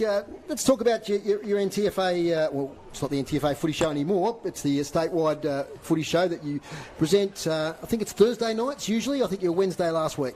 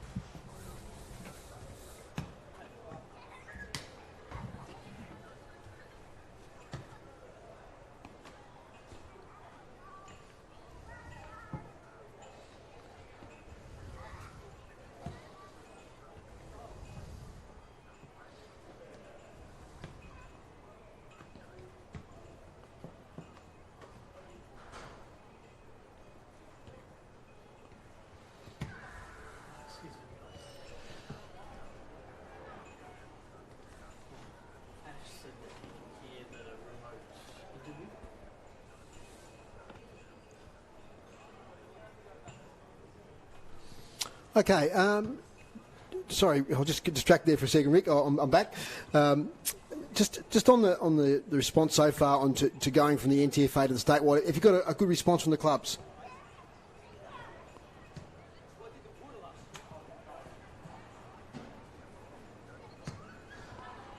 That's right. Just wondering what sort of response you've had from the clubs in the move from going from the NTFA focus to the statewide focus.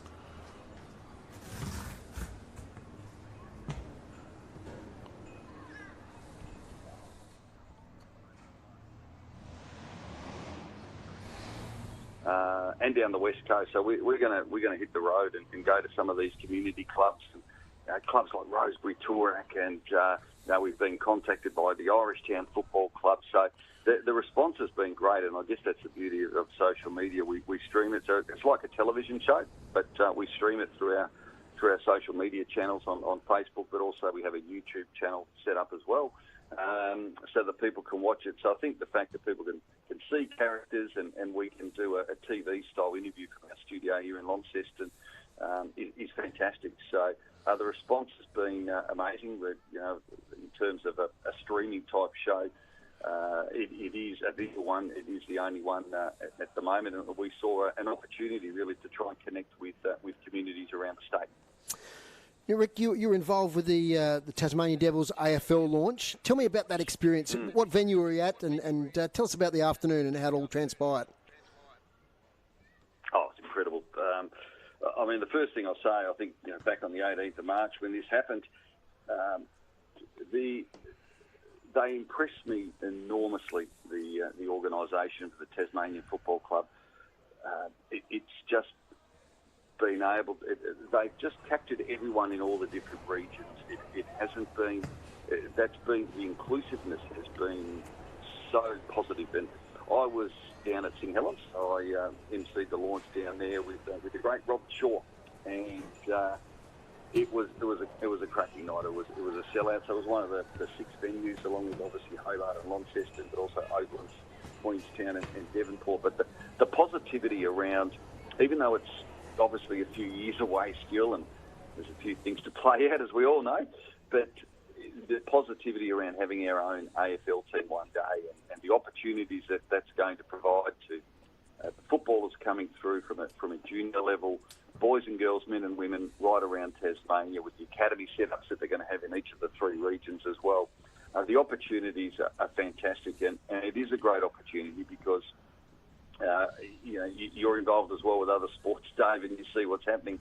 There's other sports doing this brilliantly as well. Obviously, basketball, but also junior soccer. I know I've got a little bit of involvement with the Launceston City Football Club, and up at Prospect, they have 550 junior kids alone, and so there is enormous competition out there. But this is it's a great statement and a great start, I think, by the Tasmania Football Club. The branding's been done fabulously well. Robert Shaw had some interesting comments a couple of weeks ago on the show, Dave. I'm not sure if you caught that in regards to fixing the jumper a little bit. He'd love to see, obviously, the islands, and I don't think anyone could argue with that. There's some rich football history there, of course, with King and Flinders Island. But that jumper is going to evolve, and we've been told that as well over the years. But no, it was a great event to be a part of. It was a little bit of pity that there was a lot of focus on the jumper and people presuming that was going to be the jumper they were going to run out with on 2028. It's a little bit of a pity that there was so much focus on that when there was a lot of good things that were happening, the naming, the colours, etc. Yeah, I agree. I think that the focus at the moment has to certainly be on the club, the team, and the wait that is now over. We've tried for decades throughout our lifetime to get a team, and we finally got it. And as I said, I'm very confident that when push comes to shove, the stadium will go ahead and football will evolve and move forward, obviously, firstly with VFL and VFLW, and then AFLW and AFL. But as I said, I think they've done a tremendous job. I've been in meetings with from the top down, and I'm so impressed with the board and the work that they're all doing. And I think Kath McCann is the interim or the executive officer Vanessa at the moment for the club has just been absolutely outstanding with her enthusiasm and what she's been able to pull together. But I think there's so much to play out still. But look, I think that those 4 years are going to come around very, very quickly. And let's not lose sight of the fact as well. You know, we hear a lot of arguments about the north and the south, but the blueprint is Launceston does get AFL football out of all of this. Yep. It's, you know, I think my understanding is four home games a season is what I believe is going to be happening. So and VFL will obviously be played here, and I believe Dial Park is on the agenda as well. So there's a lot to look forward to with this, but still a long way to go. Fantastic, Rick. Back to community footy. Like, for example, today I know Bridport have got Brent Staker and Daniel Rich making an appearance. Now we've got some players like Jake Steele and Max King not playing, but they'll be at Latrobe in a few weeks. How important is these sort of appearances from AFL players, sometimes playing, sometimes not? How important are those sort of things to community clubs? I think the key is revenue that comes into the club. I've got to say, I get around to quite a bit of local footy, particularly in the NTFA. And I've got to say, not everyone will, obviously not everyone's in agreement with maybe, the level and standard of football. But, golly, the NTFA Premier Division, I think, is improving every single year. I know you were there with the grand final last year between Rochely and Gilwood, absolutely cracking football at that highest level. But I think what it does, and someone like Daniel Rich, who's obviously only just recently retired from the Brisbane Lions, and as you said, lining up with Bridport this afternoon, other than he may kick the ball down into the main street of Bridport. If we've got I know you're the weatherman, Dave. We've got a southerly today, or how's the wind going? I think it's pretty calm. I think ball may end up. Okay, so we'll wait and see. But look, the main thing is really what comes afterwards. So and it's not only the revenue that comes in by bringing other spectators and obviously people paying entry to get in, and obviously the canteen and the bars as well. But a lot of these players are partaking and helping in clinics for the young people as well. And that's something that I think I've seen more and more now as we see the future of football and the map of the future of how football is going to look in the regions of Tasmania. That is something that is extremely important. And for the young boys and girls out there who have the opportunity to be able to partake in clinics, free clinics that allow them to be able to rub shoulders with players they've watched play at the highest level, is a great thing, because in the not too distant future they're actually going to see people down here in Tasmania playing at that level as well. So there's a lot of benefits that come, not only financially, but I think as well it's not underestimate the young people of tomorrow where that's coming through. And we're seeing that with our Devils. Obviously as well, we've had the girls just go away, the under-16s who've had that fantastic opportunity where they played against the GWS Giants and the Sydney Swans just a couple of weeks ago, and really handled themselves very, very well on the ground. Well, Rick, the players and umpires are back on the ground here, and so we need to get back underway. Thanks very much for your time, and thanks for the great work you do with the Tassie Footy Show, and thanks for giving us a mention every week. I'm really enjoying that. But you do a great job, and it really highlights community footy all around Tasmania. So well done, and we'll talk to you down the track. Good on you. Always great to chat, Dave. Appreciate it. Thank you. That's Rick Fontaine from Fontaine Sports Media here on City Park Radio, and some great things happening around the traps all over Tasmania in football. Great day here, and a result that North Launceston will be pretty happy with at half-time, 6-10-46, leading Clarence 3-1-19. We've got into our boundary riders pretty quickly. I'm not sure who's first, so I'll press the button and see who we got. We got somebody there, Tony. We got. You do, yeah. There it is. Look, I was in the Clarence rooms. Initially, their atmosphere was a little bit flat, I've got to say. They're in their groups, not a lot of chat was going on. Only one of the trainers was really trying to G them up a bit. But basically, by the time that Peter came out and talked to them, or he took them into the rooms and had a bit of a chat, he was talking about attitude, the attitude of the players. He says, you've come here, you're probably over-respecting that side, but we've got it back more on even terms for that quarter. Not happy with the movement of the players. He feels that they're still not sort of manning up the mark and putting the pressure on the guy with the ball. He says a lot of people are sort of staying about 10, 20 metres off the pace, and that's creating the space for North to run out on. He wants more quick ball movement and more forward 50 pressure. Here's Chris. Adrian Smith said, I was very happy with the 30 inside 50s in that half, but not happy with the turnovers. Gave away 3 goals with turnovers. He wants them to take chances, chase the space, and take what they give us. But also the pressure and the hunt has been very good. Cheers, Chris. Cheers, Tony.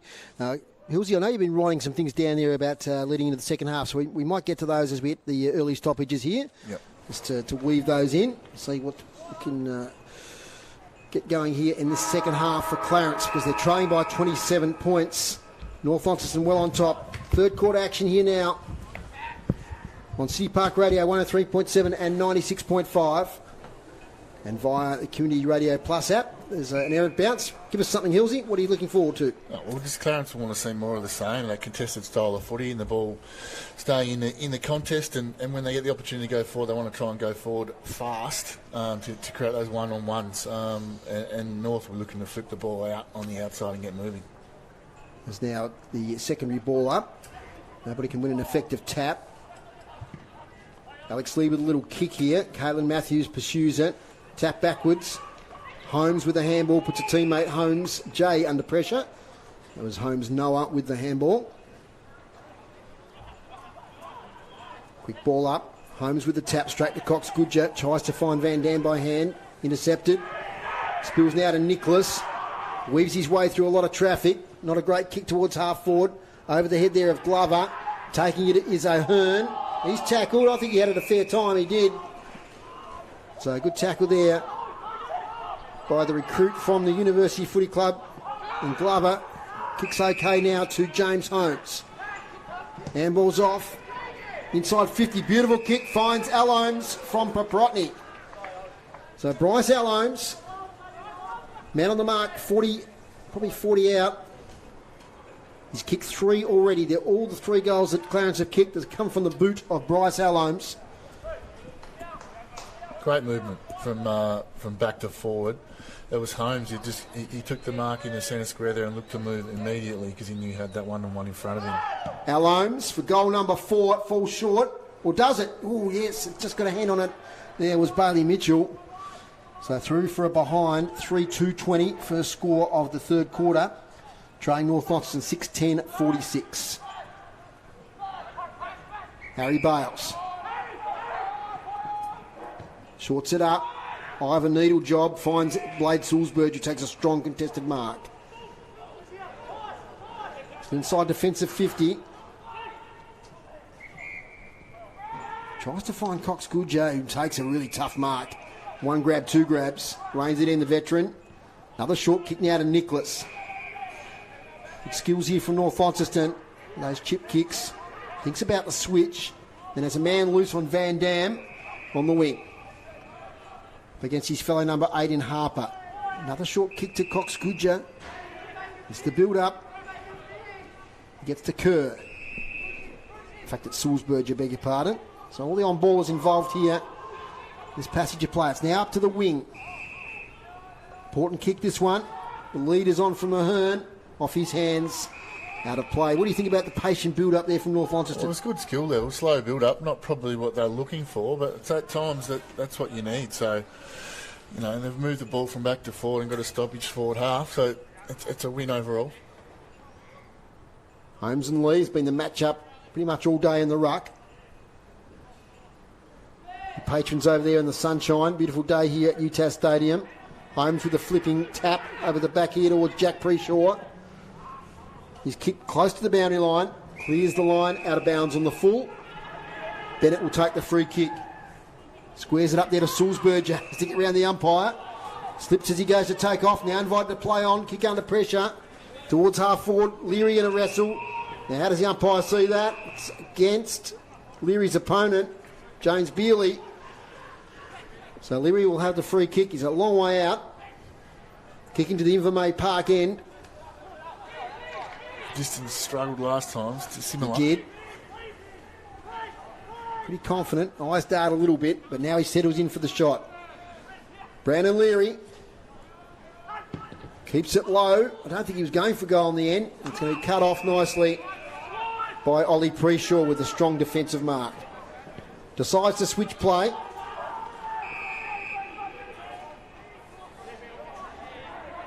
Harkin defence there by Hanslow. Goes across now to Keegan Wiley. He marks right on the goal line. Looking for an avenue to escape here. Long kick. Out there towards Bealey, who might have been... I think he was there. He was impacted there in the contest, so James Bealey will take the free kick. Just interfered with. Short 45 kick now to Borsboom. Releasing handball. Kick from Glover. Can't find a teammate. But I think James Home might have caught one high there in the marking contest. So they've worked it up now to the attacking side of the wing of Clarence. Scored the only score of this quarter are behind.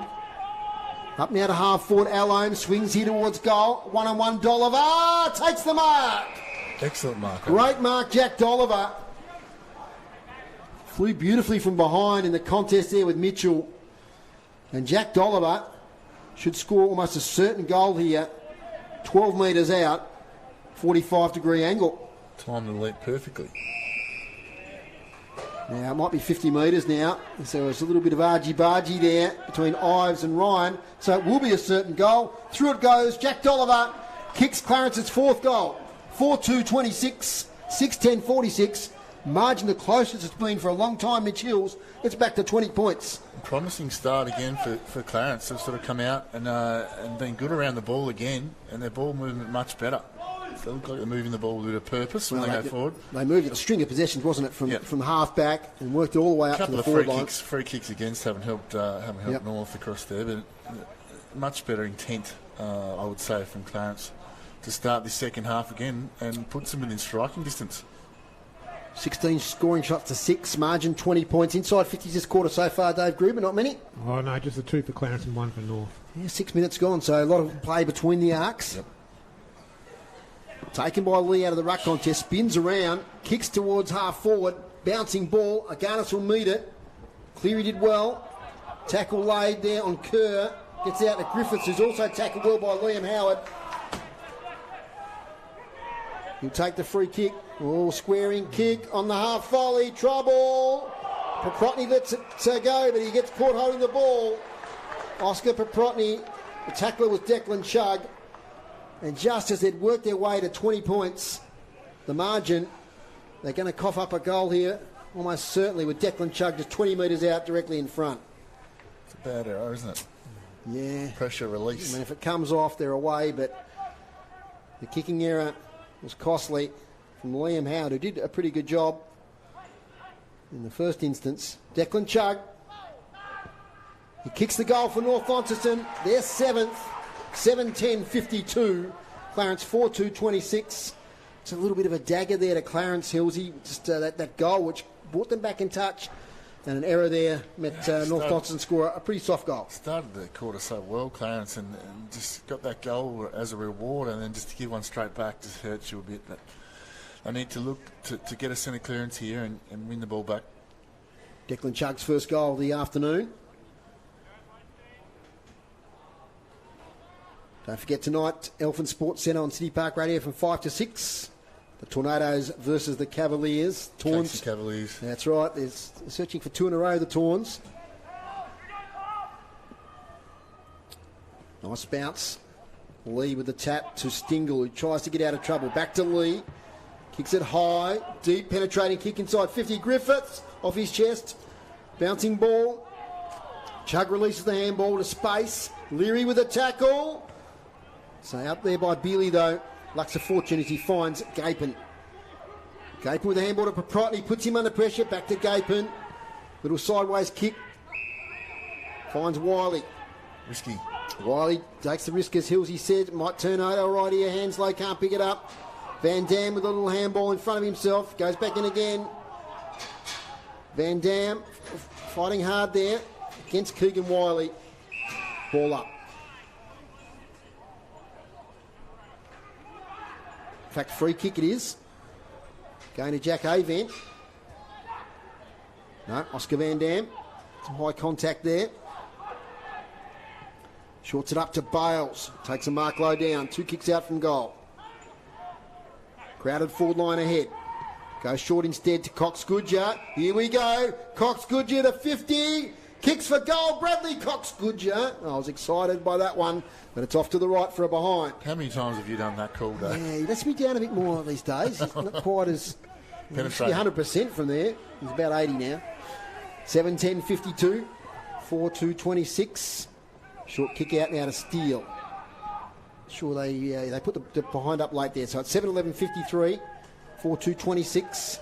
27 points the margin. Young Steele up the wing looking for McGee. Clears him. Bounces towards the boundary line. Spills over. Boundary throw in. Game's underway well and truly now at Launceston Arena. And the Crows, unsurprisingly in front, 6-7-43 to 3-3-21.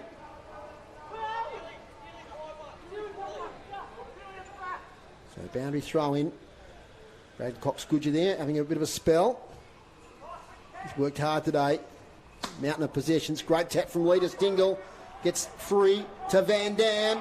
They're building here, North Launceston. Over the top. Oh, I couldn't rein it in there. I think that was a Hearn. The fight's on now on the ground. Just a little skill error across North Launceston there as they were mounting an attack. The ball up just outside their attacking 50. Bombers going to the Invermay Park end in this third quarter. Holmes flips it clear. Shark by event though to Sulzberg, who kicks it out of bounds on the full. So relieving free kick here for Clarence. 1 goal apiece through the first 11 minutes of this quarter.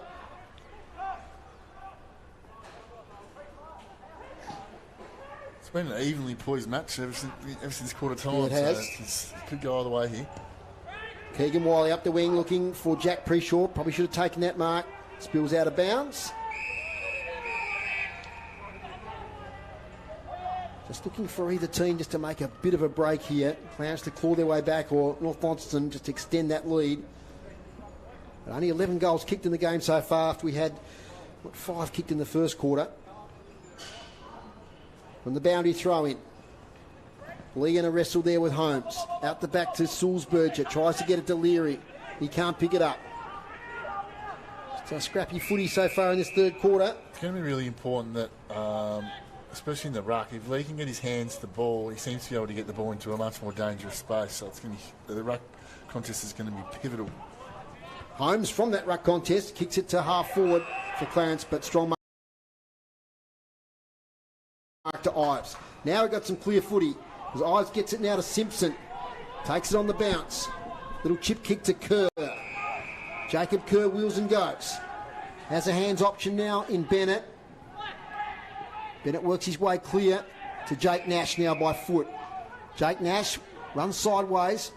Waits a kick to half forward. Does it beautifully to Avent. Drops the mark. Release now to Nash, who fumbles. Now to Jake Nash once again. Taking the ball is Van Dam, but he's tackled straight away by Wiley. Releases to Borsboom now. Turnover. Ollie Preshaw does a full 360. Kicks up the wing to nobody except Fletcher Bennett. He takes the footy. Oh, he's going to put Jake Nash under pressure. Sport from behind by Alones. Nicholas has got it. Swung in the tackle. Breaks free. Takes a bounce. Up against Wiley. Little handball to Van Dam. He's 50 out. Short kick there to Leary, who marks. 30 out directly in front. Great footy, North Launceston. A lot of it was done in the telephone box, Hillsy, but they worked it out. Probably a little bit of overuse early, though. Just that kick there. You get to see the class of Van Dam just to finish off inside 50. And the courage of Mitch Nicholas, like he was swung in that tackle, then he realised he was free, took a bounce. Yeah, just a strong body and just positioning again of the defenders. Playing in front, Fletcher Bennett, Mitch Nicholas, just set up to attack. Brandon Leary for goal number 3. Makes no mistake for North Launceston. The young star from the Bombers, Brandon Leary, has kicked 3 goals in this game now. And the margin just works its way out now to 33 points. 8-11-59 to 4-2-26. Yeah, good play there for North Lonnie. I mean, they're under pressure in a lot of those exchanges, but they just worked their way clear, and Leary presented pretty well. Yeah, I just think, like we've talked about since the start of the game, that defensive unit from North, they're just standing up when the pressure comes on and just look like they're ready to go and use each other and use that extra number. And then Van Dam, just a bit of class to finish off that inside 50 kick. Chris Say, you got something for us down there? Yeah, I was talking to Richard Bennett at half-time, and of course he's the runner for North and former cricketing great. He says third quarter old guys like him tend to hit the wall. I bet you he wishes there was an interchange bench for runners. He does a good job, Richard Bennett. Not a young man anymore. Outside attacking 50 now for North Launceston once again. And we're going to ball up about 35 out. So crucial little time here for Clarence. The margin will start to get unmanageable if they concede another goal or two. Pre-Shaw tackled. They got it back to 20 points early in the quarter. The Bombers responded with the last two. Ball up right in front of the scoreboard. Holmes takes it out of the air. Kicks it to the centre square. Trying to take the mark there was McGee. We'll get another stoppage. Today's broadcast brought to you by Elgas. For all your LPG needs statewide, talk to the locals with knowledge. Phone 13 11 61. Holmes, sideways tap. Tries to find Jack Preshaw. Knocked out to space. Nice handball there from Steele. Kick comes up to the wing. Couldn't take it with him, Kobe Whitelaw. Here's Kerr. Takes his time. Inside 50. Tough ball to mark. Punch to the front. Sulzberger runs into a brick wall. Tackled by Jack Preshaw. Holding the ball. Couple of tough nuts there going at it. Good tackle, Jack Preshaw. Releases straight away now to Colby Whitelaw. Defensive side of the wing. High kick towards half forward. Ollie Preshaw in a battle with Bennett. Preshaw keeps his feet. But back here is Stingle, who's moved to defence. Gee, got out of trouble there to Michael Stingle and delivered a beautiful pass. You could hear Hills, he loved that one, to Avent. That was silky Michael Stingle. Just strong body, clean hands. Now in the side centre square to Van Dam, who's got space. He takes that bounce. Not a great kick inside 50. Leary's there. Thomas is there. Matthews is there. He can't take it with him. Gets a second opportunity. Tackled by Preshaw. And it'll be a ball up, 45 out directly in front. Couple of just key contests so far in this quarter that have just proven North to just be that little bit step above and got them hitting the front. Leary kicks it forward. Thomas, he gets tackled from behind, has to release it. Griffiths picks it up, don't argue, gets the handball backwards. Cox Goodger from the boundary line, inside out left foot. Just can't quite weave the magic again. Kicks it out of bounds on the full. Again. Oh, I'm looking for it, Hilsey, I'm looking for it. Griffiths was a bull there, don't argue. He was. Look, we noticed him last season, pre-season before last. He'd done a lot of weights. He's a big boy, isn't he? He's just got himself legs on him. Super fit. Little kick sideways here to Bealey from defence for Clarence. Plays off over the mark now. Up here looking for Keegan Ryan, but getting in the way is Jack Ahern. Gets one in the back of the head for his measure. Two kicks out from goal. Looks to centre it. Kicks to the hot spot. Lee in a battle there, clears him. Thomas, nice little tap here, looking for Matthews. Glover flips it over here towards Paprotny. He's tackled high. There by Thomas. He'll come back to Oscar Paprotny on the back flank here for Clarence. Another big test for North Launceston next week. They travel down to Kingborough. It's a big game.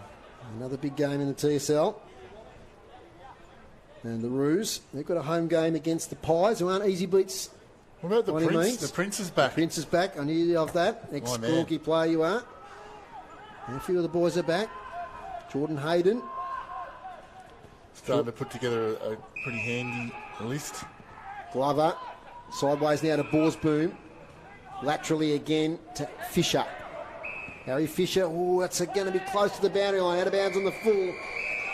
It's a turnover out of defence by Harry Fisher. So Jacob Kerr with the free kick. Nice little spot up to Sulzberger. Goes in the middle. You're looking for Bales. He gets out of that contest nicely, takes the mark. Kicks sideways to Mitchell. Mitchell's got some leading players, but he chips it to a dangerous spot, but the only man there is Noah Holmes. Probably should have gone to a leading player instead, Hilsey, you're thinking? Oh, they went sideways really well and to open up the 50, and he sort of brought it back inside, so a bit of an error by foot there. Gaping with a little kick. Dolliver over the top to Steele. Youngsters combining for the Roos. Steele shows a bit of class. Weaves around, kicks to half forward, straight down the throat of Stingle. As we said, has moved to defence. Now to Kerr. Kerr has runners. He's going to have a run himself. They're off. They are. Now Simpson will be confronted, but gets around nicely. Now to Nash. Nash inside 50. Holmes is back there. No dangerous spot, but Thomas nearly takes the mark. Holmes did well, the big fella. Showed good agility. Got the handball away, though. Only as far as Leary. Little kick back to Holmes. His handball's not good. In goes Thomas. And we might get a ball up. So notable there, Noah Holmes was just in that, filling that space there at half back for Clarence. Well, he's definitely dropping back in the hole. I just feel Clarence sort of a bit of fatigue setting in here. They sort of a few skill errors, a few errors decision making wise, and it's just inviting more pressure again. And this is the time in the game, last 2 weeks, groups, we've seen it. North Hobart and Glenorchy, they started to get blown away at this point, just with the superior fitness of North Launceston. Let's see if Clarence can match it. It's a factor. Kick towards the boundary line. Well, that might be out in the full there off the foot of Max Gapin. So Leary will take the free kick. It's too far out to score. He spots up a teammate, leads out, takes the mark. I think that's Sam Simpson, who kicked 2 goals early. Let's wait for him to turn around. There he is, brother of Ben, wearing that number 2. It's a fair way out though. Man on the mark's 45 from goal, 45-degree angle. We're right behind this one. Sam Simpson, can he get the journey? Sets it out right, doesn't come back, doesn't make the distance off hands, through for a behind. 8-12-60 to 4-2-26. So 2-2. Plays 1-1 in this quarter, 21 minutes gone. Long kick out of defence. Oh, nearly a big spectacular mark there to Bennett. Has the recovery. Not a great kick inside 50, it has to be said. Out of bounds on the full. You just feel like North's level was going up, and Clarence are really hanging on for dear life here. Just battling to get an attacking foray at the minute. Jack Preshaw has it, defensive side of the wing. Inside 50's Dave Gruber this quarter. Just the 2 for Clarence, 14 for North Launceston. 14, gee, that one. It's heavy.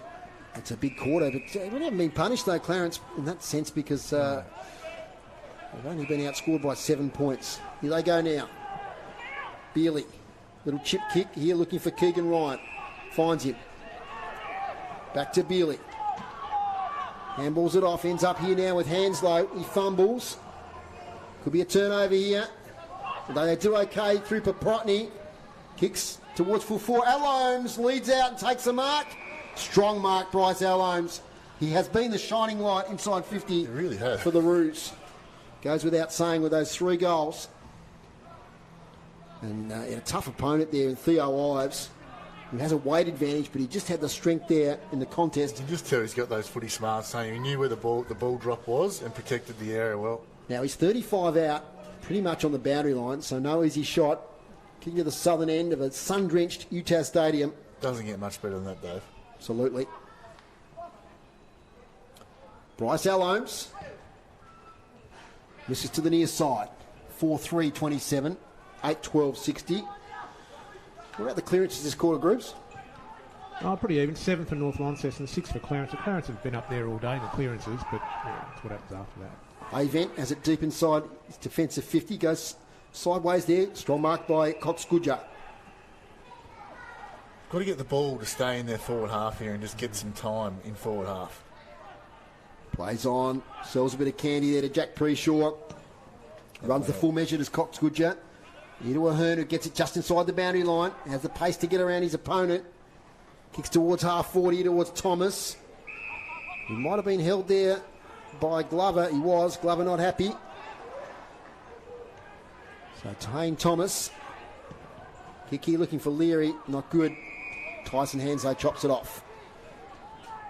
Hanslow goes back from whence it came. Over the back, Jack Preshaw with the chest mark. He's got Ollie Preshaw now ahead of the ball. He finds him by foot.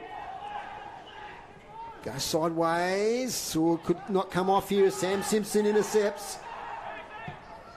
Goes wide though, looking for Leary. Does okay to Brandon Leary. Gets to the ball, takes the chest mark.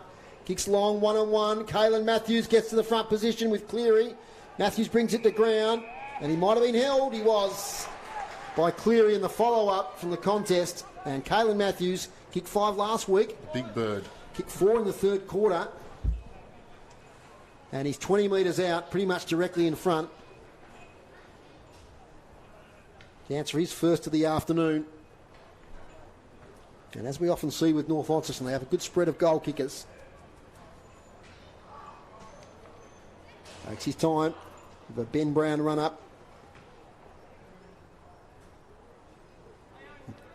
And he comes for goal, Kalen Matthews. Went back a little bit. Tell us about the technique there, Hilsey. I just didn't look confident from the start, did he? That's something you can work on with him at the academy. A little bit. And the kick comes out to Borsboom. So behind though, 8-13-61 to 4-3-27. Jack Preshaw, quite early in the game, has come into it a bit. Chip over the top. That's Howard over there.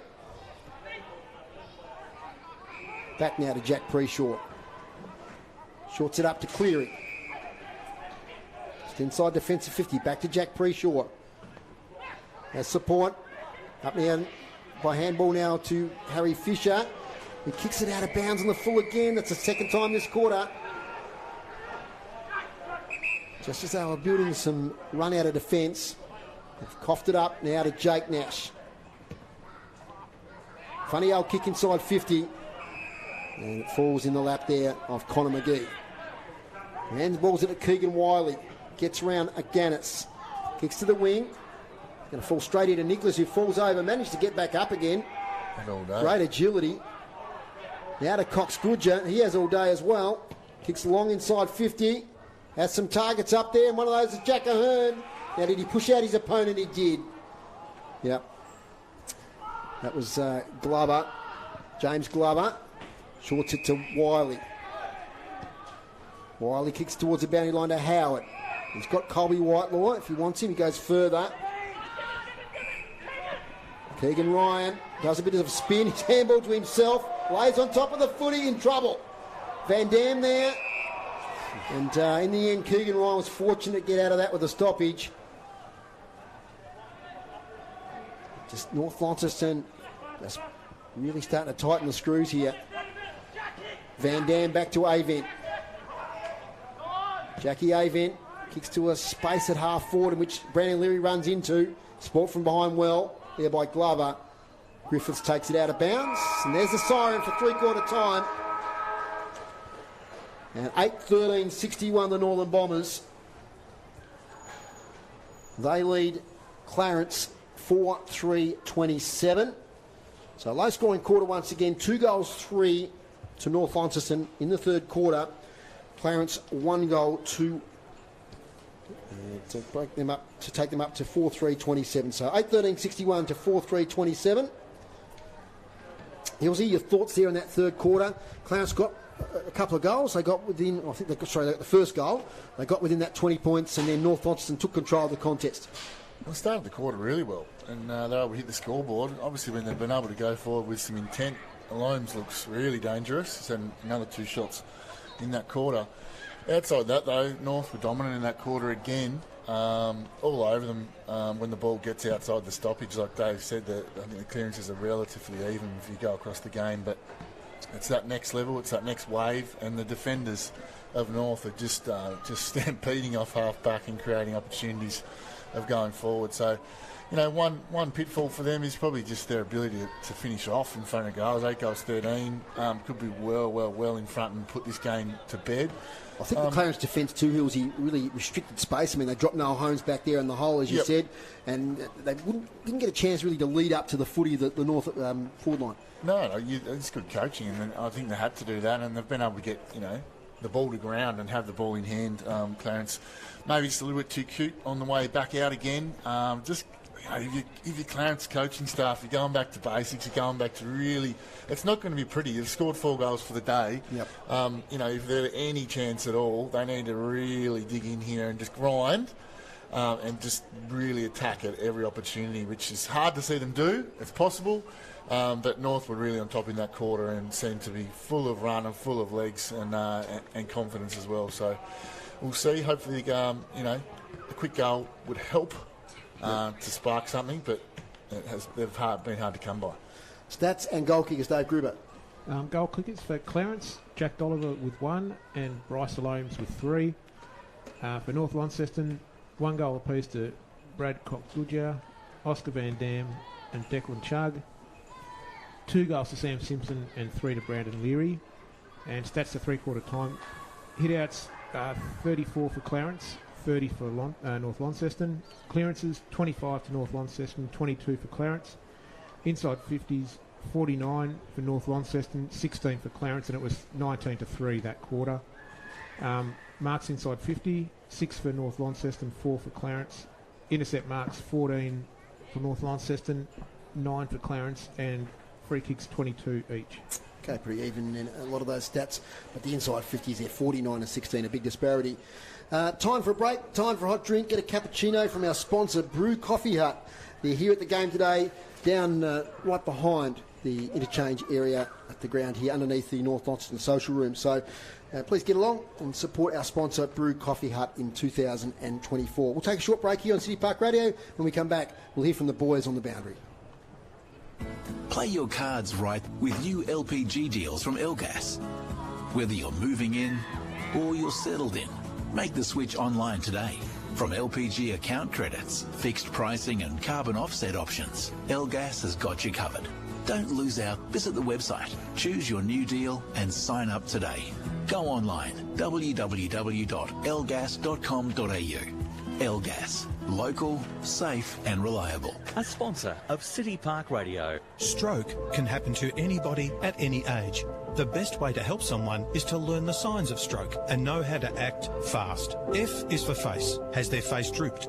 A is for arms. Can they lift both arms? S is for speech. Is their speech slurred? Do they understand you? T is for time. Call 000. Time is critical. If you see any of these symptoms, act fast. Learn the signs of stroke and you could save a life. Go to strokefoundation.org.au/fast to find out more. A community service announcement from City Park Radio. Put your trust in Rainbow Building Solutions, the experts for all your fully engineered garages, sheds, carports, patios and awnings. We can supply kit-only materials for your builder or owner-builder, or fully project manage, which includes council approvals, all inspections, concreting and of course the installation. No need to deal with multiple contractors. No stress. Rainbow Building Solutions is a local, family-owned Tasmanian company with over 20 years' experience. For a free, no-obligation quote, please call 1300 737 910 or visit our website rainbowgarages.com.au. Rainbow Building Solutions, a sponsor of City Park Radio. This sports broadcast is brought to you by Elgas. For all your LPG needs, talk to the locals with knowledge. Elgas, call 13 11 61, a sponsor of City Park Radio. Mitchell Hills, Peter Ryan has taken his team well away from all the support staff and media and everybody out towards half forward there at the southern end of the ground. Well, it's interesting. The messages from the boys downstairs throughout the game have been a little bit interesting at times from half-time and from trainers and from other coaches. And I don't know if it's to do with that or not, but I haven't seen that too much where the coach has taken the group away from other people from the club. But he obviously wants some privacy in what he's saying there. Yeah, Alex Cameron, just zooming in now on that the gathering there of Clarence. So just, what's the thoughts about taking you away from all the other staff? It's just me and the players sort of mentality. Well, it's to get on the same level and it's to get a response. Obviously, he's doing something different to get a response. He hasn't been happy with what he's seen so far, I would imagine, and he really wants a lift in this last quarter, whether it's to win the game or to set the tone going forward to next week or future games. I would imagine he's looking for a big response from his players. Well, I don't think Tony will have too much to tell us because he's got his arms outstretched there because the Clarence boys have moved away. But I reckon Chris has got some notes there from Adrian Smith's address. Yes, he's very happy, of course, although he says they're not agile enough. They need to tighten up a bit more, but they are dominating the stoppages. And he just says, let's finish the game. They're certainly working to a game plan. And the coach is very happy that the game plan is working, and as he should, and look at the scoreboard. I don't know what Tony's got to say. Tony, you had a good chat there to the support staff, but he couldn't get a listen to Peter Ryan. He took the team well away. He did. Look, what he would be saying, though, is execute a bit better than what you've been doing. They made too many errors. Go away, silly free kick to give North their first or second goal. And he'll be after the quick ball movement that he called for at half time. Probably not out, but they really need to get the first 2 goals, I reckon. It's been a remarkably injury-free game down there, Tony. Yeah, it's the same as last week. Not injury yet. So fingers crossed that stays away. We'd like to see that. Time of the day to cop one, I suspect. No worries, Tony. Thank you to you and Chris down there in the boundary doing a great job as per usual. At 34 points is the margin at three-quarter time. As Mitch Hill said, a goal here early to Clarence might just give him a bit of belief, but it's a long way back. Today's broadcast brought to you by Elgas for all your LPG needs statewide. Talk to the locals with knowledge. Phone 13 11 61. Next week, TSL footy, we're at Windsor Park from 5 to 2. 6 versus 7 next week, Launceston versus North Hobart. But, gee, what a win by the Blues last week down at Lauderdale. Blockbuster game next week, though. No, I actually think it'll be an interesting game. No, it will be. It'll be an interesting game. So I'm being silly. No, massive win from Lonnie last night. One of the biggest upsets you'll ever see, I reckon. So, well done to all involved. Umpire raised the ball off. We're underway. Quarter number 4 here on City Park Radio 103.7 and 96.5. Umpire's come a cropper there. Yep. So a bit of a spillage from the umpire. But we've got a chain of handballs here. Preshaw gives it to Max Gapin. He kicks it up the wing. Bouncing ball. Van Dam tries to rein it in. Someone was held. And that was Oscar Van Dam that was held. Squares it up now to Lee. Thinks about the handball, but Nicholas was covered. So steady back now for a kick with Alex Lee. Kick here looking for Thomas. It clears him. Marked for Clarence by Keegan Wiley. Squares it up to Holmes. Little kick now to Paprotny. Handball to Ollie Preshaw. Goes long to half forward. The flyer has Alholmes. Over the back with Dolliver. Alholmes tries to burst through. Dolliver dives in. Might have got high contact. He did. Much from better. Theo Ives to Jack Oliver.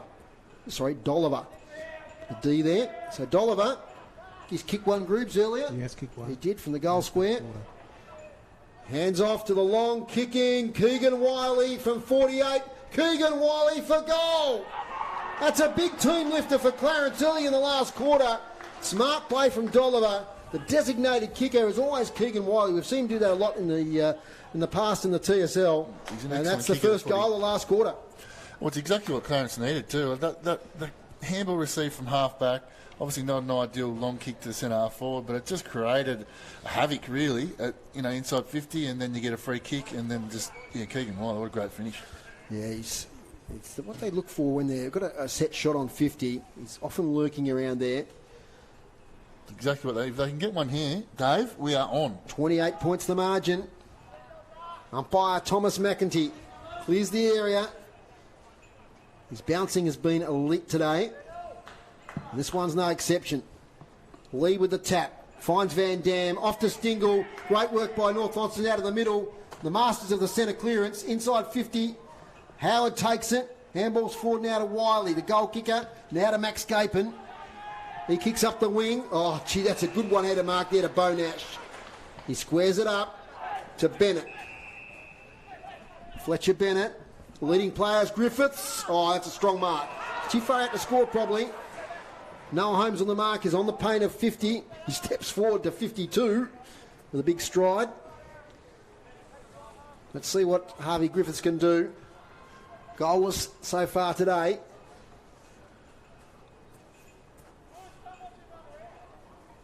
A strong man in the North Launceston forward line approaches the man in the mark. Whoa. Kicks high to the goal square. Aganis is there. Has front position. Cleary drops the mark. Handball to a space. Cox Goodger is there, dangerous. He tackled without it. He played it beautifully, did Bradley Cox Goodger. He didn't take possession. Experience. He got tackled by Hanslow.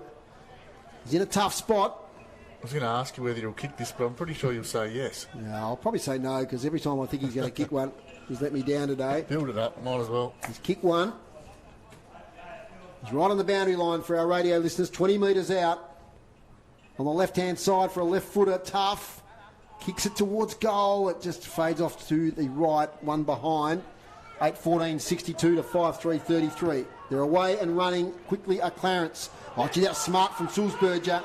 He got the arm in on the contest. Away there from Steele. He gets it back now from Bennett. Short kick to Van Dam. Is it 15? It is. Oscar Van Dam now. Well He's done, 40 out. There. Yeah, it was good, wasn't it? It was that one where if he touches the player, he infringes, but he didn't. He just put his arms there. Timed it perfectly. Hoping the ball would hit them, and it did. Deflected away from the contest. Ends up with a shot on goal for Oscar Van Dam. Kick one on the run earlier today in the first quarter. Big goal this one if they can kick it. Oscar Van Dam across the face. Are behind. 8-15-63. Margin an even 5 goals now. 8-15 to 5-3.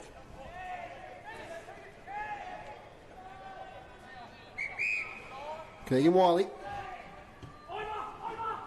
shots it up to his partner in crime in the back line, James Bealey. They work really well together. His back unit has conceded the 8 goals today. Big punch there from Bennett. Ends up in the lap of Borsboom. Shares it with Wiley. Back to Howard. Kicks off balance. Bales will take it. 2 kicks out from goal for North Launceston. Harry's the call. Not much space ahead of him. Goes short to Nicholas. Just the required distance. As is this kick to Cox Goodger. But when I talk about required distance... Playing on. Nope. No, he thought about it. So let's see if he's got the leg in him still, the veteran. We know that he's going to run around slightly these days with the stand rule. Waiting on it. Man on the mark, 50 out. Cox Goodger. There he comes round now from 52. Fades off to the right. And another behind to Bradley Cox Goodger. Just let you down today. But he's had a great game, it has to be said. He's had a mountain of possessions. James Bealey short now to Wiley. Got their own footy, these two. Yep, thinks about going back to Bealey. Spots up a teammate nicely on the far side. Might be Connor McGee. He goes wide. Is it too wide? Yep. Done it a few times today, Clarence boys. Short kick comes in from the free kick to Bonash. Impressive. Short to Cox Goodger. Another mark. Be another kick here. Thinks about going further back to Bennett. He waves that one away. Spearing pass to Ives, who's drifted up from fullback. And that had to be pinpoint accurate, and it was. And never got more than head height above the ground, that pass. The old-fashioned bullet pass. Wouldn't expect anything else. And Theo Ives, who played forward last year, ex-Scotch Oakburn boy. He's moved into defence this year, but he's drifted up and he'd love a goal, as most backmen do. Not that you'd know, Hilsey. No. Never push back in your life, I don't think. Ruckman. Play, yeah. That's it. Theo Ives gets close to the man on the mark. And he's not going to kick this one. Misses everything. So they're peppering the goals here at the moment. Inside 50s for Dave Gruber. This call, 5 to North Launceston, just the 1 for Clarence. Yeah, the 1 to Clarence. They get a goal out of that entry. So a few of the patrons enjoying the sunshine here. Sure, the maximum temperature was forecast 19. I reckon it's around about that mark. Wiley. Low kick outside defence. Oh, Steele dropped the mark. He has a recovery. Tackled from behind by Van Dam. But no help. He did not have any help and didn't quite have the talk there to tell him he was under pressure. He tried to make the play. Van Dam caught one in the tackle. And that's what they've got to do. Like that was, they've just got to go at all opportunities now. Clarence. Take any opportunity to go. Backward kick to Bennett. Now to Jack Avent. It's right on centre wing. Commentary side of the ground. Kicks to half forward. Well, that might have been high contact there in the marking contest with Cleary. Oh, now a bit of a wrestle on between Griffiths and Cleary. The ball's in there somewhere. Maybe it wasn't. There it is. The red pill. Lee. Not really took it with him. Bonash. Little kick towards Lee. Does the old spike with the left hand to space. Thomas couldn't take it. Bealey. Quick kick out of defence. Avent now. Looks for hands. Gets it to Nash. Cox Goodger. Gets around. Kicks here towards Leary. Will he get there? He will. Always. Gee, he's got some pace off the mark. Wheels. And he's going to wheel around now. Low kick towards the goal square. Is a goal. Oh, wow. Oh. Is it behind? Is it behind? Gee, I thought they went through. What happened there? I'm not sure. I thought it went through between the big sticks, but optical illusion. One behind. 8-17, 65, 5-3, 33, 25 scoring shot to 8. They really should be further in front. Yep. Liam Howard has it inside defensive 50. Handballs it back to Keegan Wiley. Ooh, kick under pressure. He's met heavily there by Griffiths.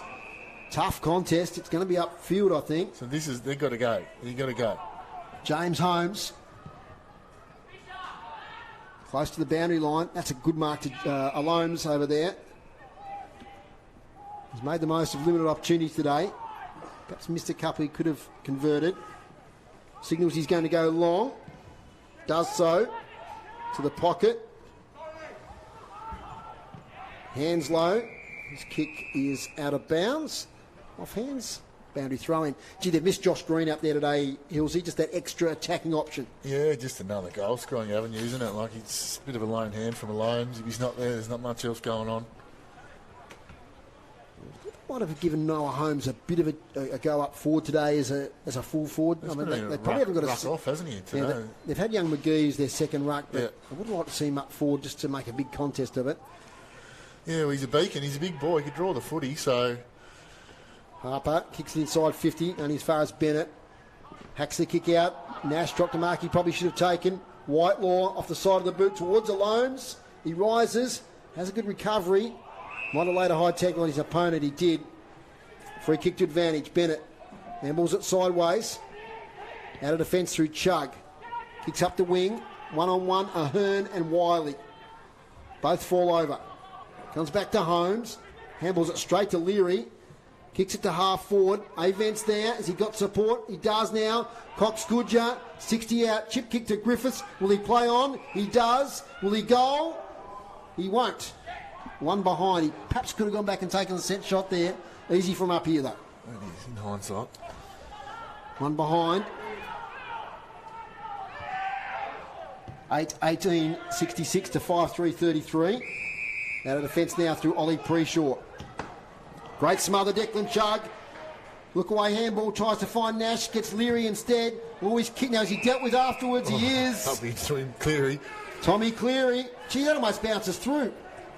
Back on the play, but now is it going to come back or be downfield? You feel like it's going to be downfield. It was a bit late. It was late. It was too late and, sort of front on. Not ideal. Yep. Tom Cleary there. So we mentioned his third TSL club. Played with the University of the Old Scholars last year. Premiership team, mate. Yep.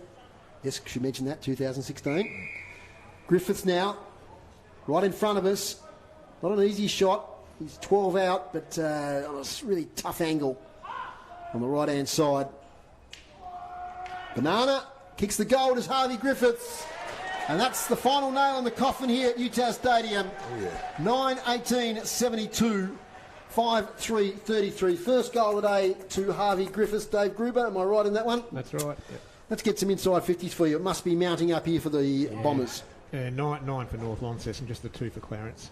So that's 58 to 18 over the day. That's so massive. Just the 9 goals from those entries, but they really could have scored a lot more. But just persistence there. Repeat inside 50s, and eventually it's going to take its toll, isn't it? The ball's been played in their half most of the day, hasn't it? So just really choked Clarence up and just put their foot skills under too much pressure. Been really impressed with Leary today. Yeah, he's been a live light for sure. So we're going to try and get a word with Harry Bales should North Launceston win, which we suspect they will today, post-game. He's having a fantastic season. And they let that one go. Noah Holmes says that was outside the circles. I agree, but players let go. As Borsboom gets a handball to a teammate there in Harry Fisher, who's tackled immediately. Right half forward for the Bombers. Flips it over his head, does Noah Holmes, trying to find a teammate. He does in Jack Preshaw. Escapes the congestion. Keegan Ryan will kick forward to Glover. Glover, though, straight to Jack Avent. Here they go. They punish the turnovers. Do North Launceston. Now it's Sulzberger. His kick here looking for Matthews. Lace out. Kaylee Matthews takes the mark. And he's 25 out, 45-degree angle. Yeah, they do punish those turnovers to Northern Bombers. Yeah, just lining up. It was just running in waves again. Yep. It's nice. It'd be nice as a forward, just leaning out to a few of these left footers and just wheeling on their left and no pressure, plenty of space. So Kalen Matthews, he missed an opportunity in the third quarter. A relatively straightforward shot on goal. And he's got another one here. The right side for the right footer. Kalen Matthews, he kicks the goal. No, he doesn't. Off to the left. He's missed those 2 opportunities today to score a goal. But brilliant debut last week, Kalen Matthews, with those 5 goals. 9-19-73 to 5-3-33. Margin out to 40. Borsboom with the ball in the back pocket. Kicks it outside defensive 50. Holmes, nice strong mark. Plays on. There's a player going forward there in Glover, getting the way though is Bennett. Almost takes an intercepting mark. He gets it back now from Ives. Out now to Kerr. Over the top to Avent. Good possession footy here from North Launceston. And that's a magnificent smother by Lockie Borsboom. Sees the ball out of play.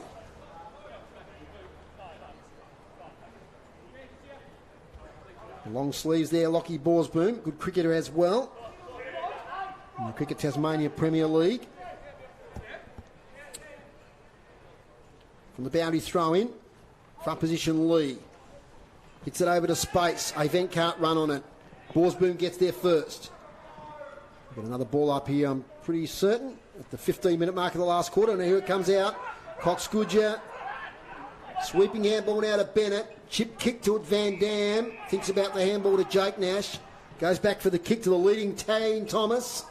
Can't pick it up. Max Gapin does okay. Handballs it back to Fisher. Gets it to space. Jake Nash with a little bit of dash and pace. Sam Simpson. Back to Jake Nash, the youngster. Spots up Leary, but getting in the way was Liam Howard. Handball straight away to Borsboom. He's tackled fiercely by Leary. The tackle's not paid for the free kick. But gee, Leary went in a million miles an hour on that tackle. He's electric, isn't he? Doesn't hold back at all, whatever facet of the game you're talking about. Holmes, smart tap, although Jake Nash gets in the way. A few involvements, the young man, in the last minute or two. Very red hair. Absolutely. Stands out. An easy one to call for commentators. Nice tap out from Holmes again, but you just can't quite find on ballers. As Nicholas gets the handball away to Cox Goodger, now to Bales. Gets away from his opponent in Dolliver, but he kicks it out of bounds on the full. A little bit of sting out of this game, Millsy. Yes. And so North Launceston just showed a bit of extra fitness. Flex their muscles a little bit, haven't they? Yep. They're racking up those inside 50. It's 11-2 now in this last quarter. Over the back. Cox Goodger gets his opponent high. A ruse free kick. Getting up slowly is Ruben Tompkins. It's over towards the skipper and Holmes, James Holmes.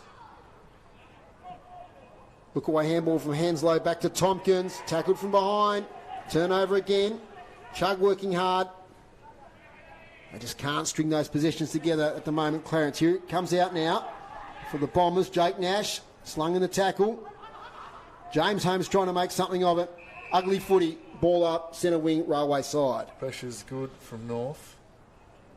Just put him under too much pressure. One handball, two handballs, too many. From Youngtown, Longford 22 to South Launceston 9 at quarter time. Cox Goodger out to Bales. Way to Chug. Over his head. Running on it here is Bo Nash. Has support from Nicholas. Mitch Nicholas. He hands it to Van Dam. Takes a bounce. 20 out. Oscar Van Dam. Kicks a goal for North Launceston. That's his second. And great team footy there. They just pressured it forward. Good hands there from Mitch Nicholas. Yeah, team footy's the call, Dave. They've done it all day. It's really worked as a unit and just condensed the ground and just really choked up Clarence, putting too much pressure around the ball, and they're just lining up at the moment. 10-19-79 North Launceston. Clarence 5-3-33. And once that ball spills and they're clear, it's a wave. Yep, it's a wave of support, handballs, chip kicks. It's no big surprise. It's probably what we thought coming in. It's just whether or not we'd see a different story from Clarence, and in patches we have, but it's just been an onslaught for the day. Too good. Got about 10 minutes to play in this contest, 1 versus 2, and North Launceston are going to really put forward their premiership credentials in this game. Inside 50, Leary, good spoil though from Bealey. Out of bounds. Right half forward for North Launceston. 13 inside 50 to 2 in this last quarter. 62 to 18 over the day.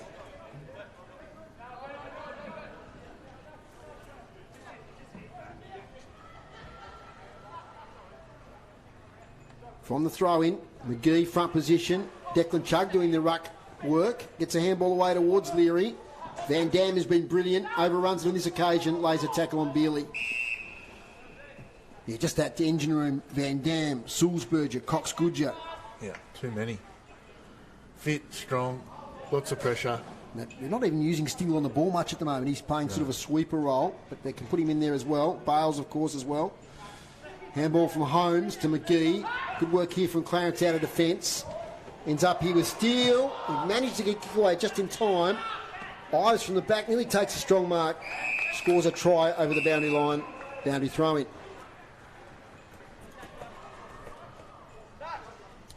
They're injury-free at the moment to the Northern Bombers. They do have Connor Young and Willman Shannon that could slot back into this team. Willman Shannon was brilliant in the D-League today. Connor Young not far away. From the boundary throw-in. Spills free. Stingle tackled from behind by Preshaw. Releases. Steele just gives it to Aganis. Holding free kick. Advantage though paid. Nicholas takes the bounce. Jake Nash. He'll be tackled from behind. Gets away just in time to brother Bow. Back here to Cox Goodger. Kicks the half forward to Tane Thomas. The youngster, grade 10, Prospect High School. He's confident. He's confident, no surprise. He's going to have a go here. You've enjoyed calling his name at times, Dave, I've noticed. Yeah. Yes, I enjoyed calling Taryn back in the day, as you know. Yep. Grand final here, to a couple of hangers. Anyway, Tane Thomas, 16-year-old. Can he kick 50 metres and kick a goal? Has a crack at it. Close. Just offline, or is it still in play? I think Harvey Griffiths has taken the mark. No, one behind. That's their 20th behind. 10, 20, 80 to 5-3, 33. 20 behind. 20 behind, yeah. Well, they had 8 in the first quarter. Could have been 2010. Really would have been a thrashing here today at UTAS Stadium. Gee, that's a nice mark by Connor McGee. Tried hard, the young man. By that second tall roll today. Chips it to Jack Preshaw. Plays on close to the boundary line. Puts Oliver Preshaw under a lot of pressure. Back to Harper. He runs out of bounds, and I think he just about meant to there. He had nowhere else to go. Just to be too much of that today. It's just they haven't looked like they had a real system of taking the ball forward. You know what I mean? Like you can tell with North, they sort of really want to transfer that footy on the outside and open the game up. Just Clarence just looks unsure where to go. And the Bombers have closed space, haven't they? Yeah. A lot of the times. Here they go now through Bales. And all backwards to Nicholas. Little chip kick. Ahern leads up, gets it on the bounce. Tries to break a tackle, gets it back to Bales. Aganis, big fella. To Chugg, who's corralled on the boundary line. Nice, intelligent, bouncing handball to Nash. Tries to get it back to Aganis. There'll be a turnover though here. McGee tackled strongly by Chugg. He hesitated. Aganis for goal. Helicopter. Guilty. I'm thinking that might have gone through, but it was one behind. Just missed to the right, but it was the ugliest looking kick you've ever seen in running. Big Tony, known for that. 10, 21, 81. 5-3, 33. Whitelaw clears the area. 2-on-1. 2 North players hit the deck, but it crosses the boundary line. 60 out from North Launceston's goal. As we mentioned, they've got the Kingborough Tigers next week. Clarence at home at Bellreef to Glenorchy. And we're covering the third game. The Blues up against the Demons. The Demons had a pretty good showing on Anzac Day, Hillsey, against Lauderdale. They're in it for a long time. Lauderdale, interesting, Yeah. haven't they? Yeah. Start, anyway. Interesting when they play North Launceston here in a few weeks. We'll be covering that one. That comes to Chugg. Right foot kick off the side of the boot. Kalen Matthews there. A little bit too much strength that time from Cleary. Wins the contest. Kicks to half back with a long kick. Spoiled from behind by Steele. Loose ball inside the centre square. Dolliver, nice handball over the top to Harper. Free kick, play on. Steele now. The youngster kicks inside 50 and finds Glover. So Glover, it's their third inside 50 for the last quarter. And just their sixth of the second half. So how's that for a stat? Light on. Run out of puff. James Glover, recruit from University Football Club. He's 40 out directly in front. It's off the side of the boot. Just sneaks in for a behind. 5-4-34, 10-21-81. We've got long left in this contest. Nearly 25 minutes. Mitchell Nicholas. Nice little pass there to Cox Goodger. Long outside defensive 50. What a kick that is. 50 metres. Oscar Van Dam hits it, lace out. Defensive side of the wing. No hurry to play possession footy here in these last few minutes. It comes backwards now to Fletcher Bennett. He has heaps of options. One of those is Sulzberger, although the kick has cleared him. Falls in the lap there of Steele. A rare error inside their back 50. And Steele will go once again to Glover. He'll get a second chance on goal. Same distance. Danny, hopefully better than last time. So James Glover, he's kicked it off to a teammate. And that teammate is Bryce Alomes, who's kicked 3 today. And a chance for goal number 4. And he'll be the leading goal kicker in the contest. Does he go into the votes with a goal? No, you're doing the votes, Hilsey. I doubt it somehow. Yeah, me too. Bryce Alomes, slight angle, 30 out. He's missed it. He loses any chance of votes after that one. He's left a few out there today, Bryce Alomes. 5-5-35, 10-21-81. 46 points the margin. Bale spots up Nicholas. Mitch Nicholas, deep in defence. He's just thinking the short option at the moment. He finds one. That's Jake Nash. Big second half from the youngster. Impressive. Spots up Van Dam. Back to Jake Nash. Now they might build something here. Kicks to half forward looking for Matthews. Flies high. Spills over the back though to Gapin. To Whitelaw. He coughs it up straight to Aganis. Telegraphs the handball to Harry Bales and delivers it. Bales with a worm burner inside 50. Good pick up there. And clearance. Howard will drop an easy mark there to the Clarence player there on the wing. There'll be a ball up. And in fact, it's going to be holding the ball. He was laying on that one. It's going Clarence's way. It's going North Launceston's way to Harry Bales. Gets up slowly. Players pretty tired. Warm day. Vast expanses of UTAS Stadium taking its toll.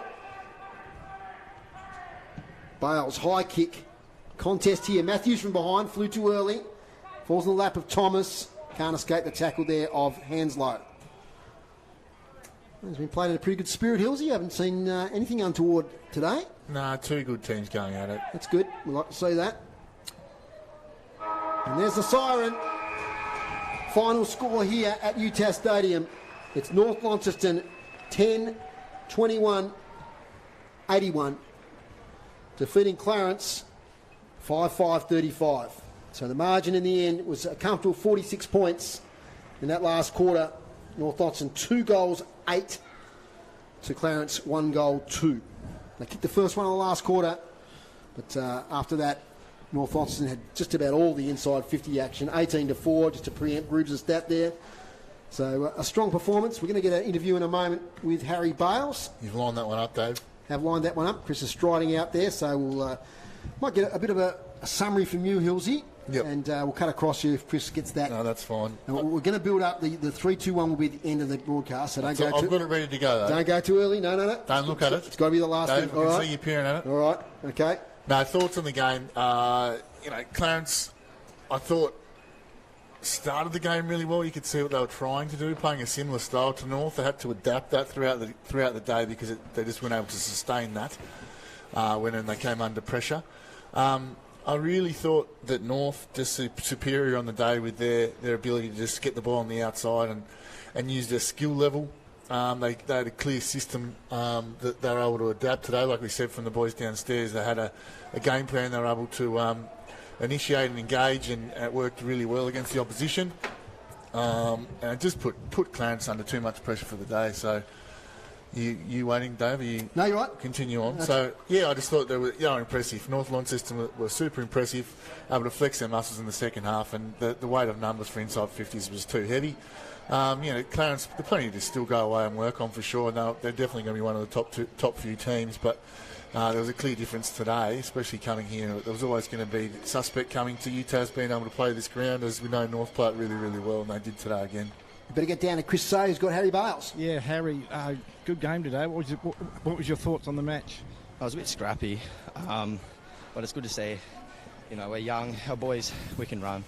We obviously didn't convert on the scoreboard. We're on top of the game. We just thought when we're going inside 50, we're just hurting ourselves. We weren't able to execute that last kick, and then it was just a bit of ping-pong. But yeah, apart from that, pretty happy. Yeah, but usual North Launceston, a good spread of goal kickers, even though maybe not as accurate as you'd like to be. Yeah, always good to have a variety up there. Obviously, young Kalen Matthews come in, kicked 5 last week. He's just a big presence for us. Yeah, it's really good to see. And down back, you with Fletcher Bennett and Theo Ives, you're just formidable in defence. Yeah, it's good. We have a good team defence where we can just be aggressive. We know that our mate's going to have our back. So we can always just be aggressive. Yeah. No story in the press today. I was interested in you say that you have a video of the game and you assess the game for coaching. Yeah, so me and Fletch, we're kind of like assistant coaches for the back line, and we're just doing analysis on the game that we just play, and then we kind of leave the oppo analysis to the coach, but we focus on what we've done well, what we need to improve on. Yeah. I was just wondering, when you do the highlights drill, do you include the commentary as well, the expert commentary from upstairs? Of course we do, we love it. Next week, the big road trip down, not just to Hobart, but beyond in Kingston, against the Premiers. Yep. Yeah, no, it'll be good. Obviously, 2 grand finalists of last year. It'll be good to see where we sit. We've obviously had a good start. We just need to continue to keep going. Yeah, well, thanks for the chat today. Good luck for the rest of the year, and well done. Thank you. Thanks there to Chris Sayer. Good interview there with Harry Bales post-game. The teammates are waiting for him. And now we'll get a warm round of applause as they exit the ground. And Clarence, a bit of soul-searching. You find out where you're at in a game like this. They had a good win against the Tigers last week. But they've come up against, you have to say it now, the premiership favourites. Don't want to go the early crow, but, they look really hot to win the flag this year, North Launceston, if they continue in this vein of form. Yeah, well, we probably didn't think that coming into the season, did we? But, they're just such a strong club to be able to just bring guys through into the roles that are already existing and do a really good job of it. Just excellent coaching, excellent game plan, play this ground really well, strong all over the ground, have a great system. So, ticking a few boxes there. Yeah, it is early crow, Dave, but you'd have to say premiership favourites at this point in time for sure. And we can see there North Launceston walking off the ground. They'll get, as I said, a pretty good round of applause from their crowd that always fill that stand there, the Carlton draft stand, letting them off as Fletcher Bennett. We'll get your better players in a moment in your 3-2-1 Hillsy, but we'll get to groups first of all for the stats and the goal kickers. Goal kickers for Clarence, 1 goal each to Keegan Wiley and Jack Dolliver, and 3 goals there to Bryce Alomes. For North Launceston, 1 goal for Brad Cox-Goodyear, Declan Chugg and Harvey Griffiths. 2 goals apiece to Sam Simpson and Oscar Van Dam, and Brandon Leary with 3 goals for North Launceston. And the stats? Hit-outs, North Launceston 41 to Clarence 38. Clearances, North Launceston 33, Clarence 27. Inside 50s, North Launceston 67 to Clarence's 20. Marks inside 50, 13 for North Launceston, 11 for Clarence. Intercept marks 17 for North Launceston, 12 for Clarence, and free kicks North Launceston with 30 and Clarence had 28. Only big disparity there is those inside 50s, so they just managed to get the ball in repeat entries and stop the ball escaping, the other issue. And a lot of those inside 50s, the ball was inside 50 for a long period of time. Yeah, that's it. We talk about that time in forward half. It's a massive stat. It's still at AFL level, and it really just does correspond to winning games of footy, and we saw that North were able to control the game through having the ball in their forward half and putting a lot of pressure on Clarence. Okay, before we wrap up, Hillsy, your better players in 3-2-1. Yeah, everyone's been waiting for this, as I know. Yeah, look, what do you want me to start with? I'll start with one and we'll build it up to the three. That's what we'll do. Okay. No, I got honourable mention. I thought Bo Nash, I haven't seen him play before. I thought, when the whips were cracking early on, I thought he was really impressive for a young player coming on. I thought Alomes for Clarence, 3 and probably could have kicked 3 or 4 more. Had easily, could have kicked 6. He got an honourable mention. I thought Bealey and Wiley for Clarence as well down back. They had a lot of ball because the ball was there a lot, but they used the ball quite well as well. 1 vote, Bradcock's Goodyear. Through weight of numbers, probably not the best game I've seen him play, but he's still in the votes, which shows you how good he is. Kicking goals, racking up 30-plus disposals. I mean, you've been in the situation, Hilsey, when you've been coach and a player, and then all of a sudden somebody else has taken that coaching responsibility, all that thinking you've got to do during the game, and you can just concentrate on playing. I feel like he's liberated this season from being in that position. It's one of the greatest feelings, to be honest. I know a few people that have done it, that have coached at that level, and it's just such a hard thing to do to play coach and to coach at this level. And then when that's released and you can just go and actually have a bit of fun playing footy, which he's really good at. I know I did the exact same thing at Clarence. It's probably my funnest and probably some of the best footy I played was going down there and doing that. So, that's what he's feeling. 2 votes, I thought, your man, Brandon Leary, I thought, he was very close to getting the 3, but everything he did really well. I was super pumped to be able to see him play. I haven't seen him play much, and everything he does is electric, and he hits the scoreboard, he's tackling pressure, he's really hard at it. On the air, on the ground, he's superb. So he was 2, and then my 3 votes just through weight of numbers. I think he kicked 2 goals, if I heard groups correctly, and just a ton of disposals, and those disposals were efficient too. And when the heat was on, he was able to hit targets inside 50, which is a really hard thing to do. So that's why Oscar Van Dam got my 3 votes today. Thank you very much, Mitch Hills. 1 to Pecot's Goodyear, 1 to Leary, 1 to Van Dam. It's been a pleasure to work with you again, Hilsey. You've enjoyed getting back and having a look at a good game of TSL footy? Yeah, it's been great, mate. It's a beautiful day. Top of the table, clash, and to work with you boys again is an absolute pleasure. Thanks for having me. No problem. Thanks today, Groups. Great job as usual. Best in the business, Groups. Absolutely. And good luck for your Hawks tomorrow up against the Swans. Thanks. We'll need it. Thanks to our boundary riders, Chris and Tony. Thanks to Alex, his debut today on the camera. He did a great job. Thanks to him. And thanks to Chris Ball back in the studio. We've got a double-header today. We've got the Tornadoes coming up from 5 to 6 from the Elephant Sports Centre. So I'll give the throat a rest and get over there. So, thanks to Chris Ball for his work back in the studio. Also, thanks to Rick Fontaine for his interview at halftime. That's all from us here at UTAS Stadium. Top of the table clash this afternoon. The Bombers were too good. North Launceston 10-21-81. Defeated Clarence 5-5-35. Bye for now. This sports broadcast is brought to you by Elgas. For all your LPG needs, talk to the locals with knowledge. Elgas.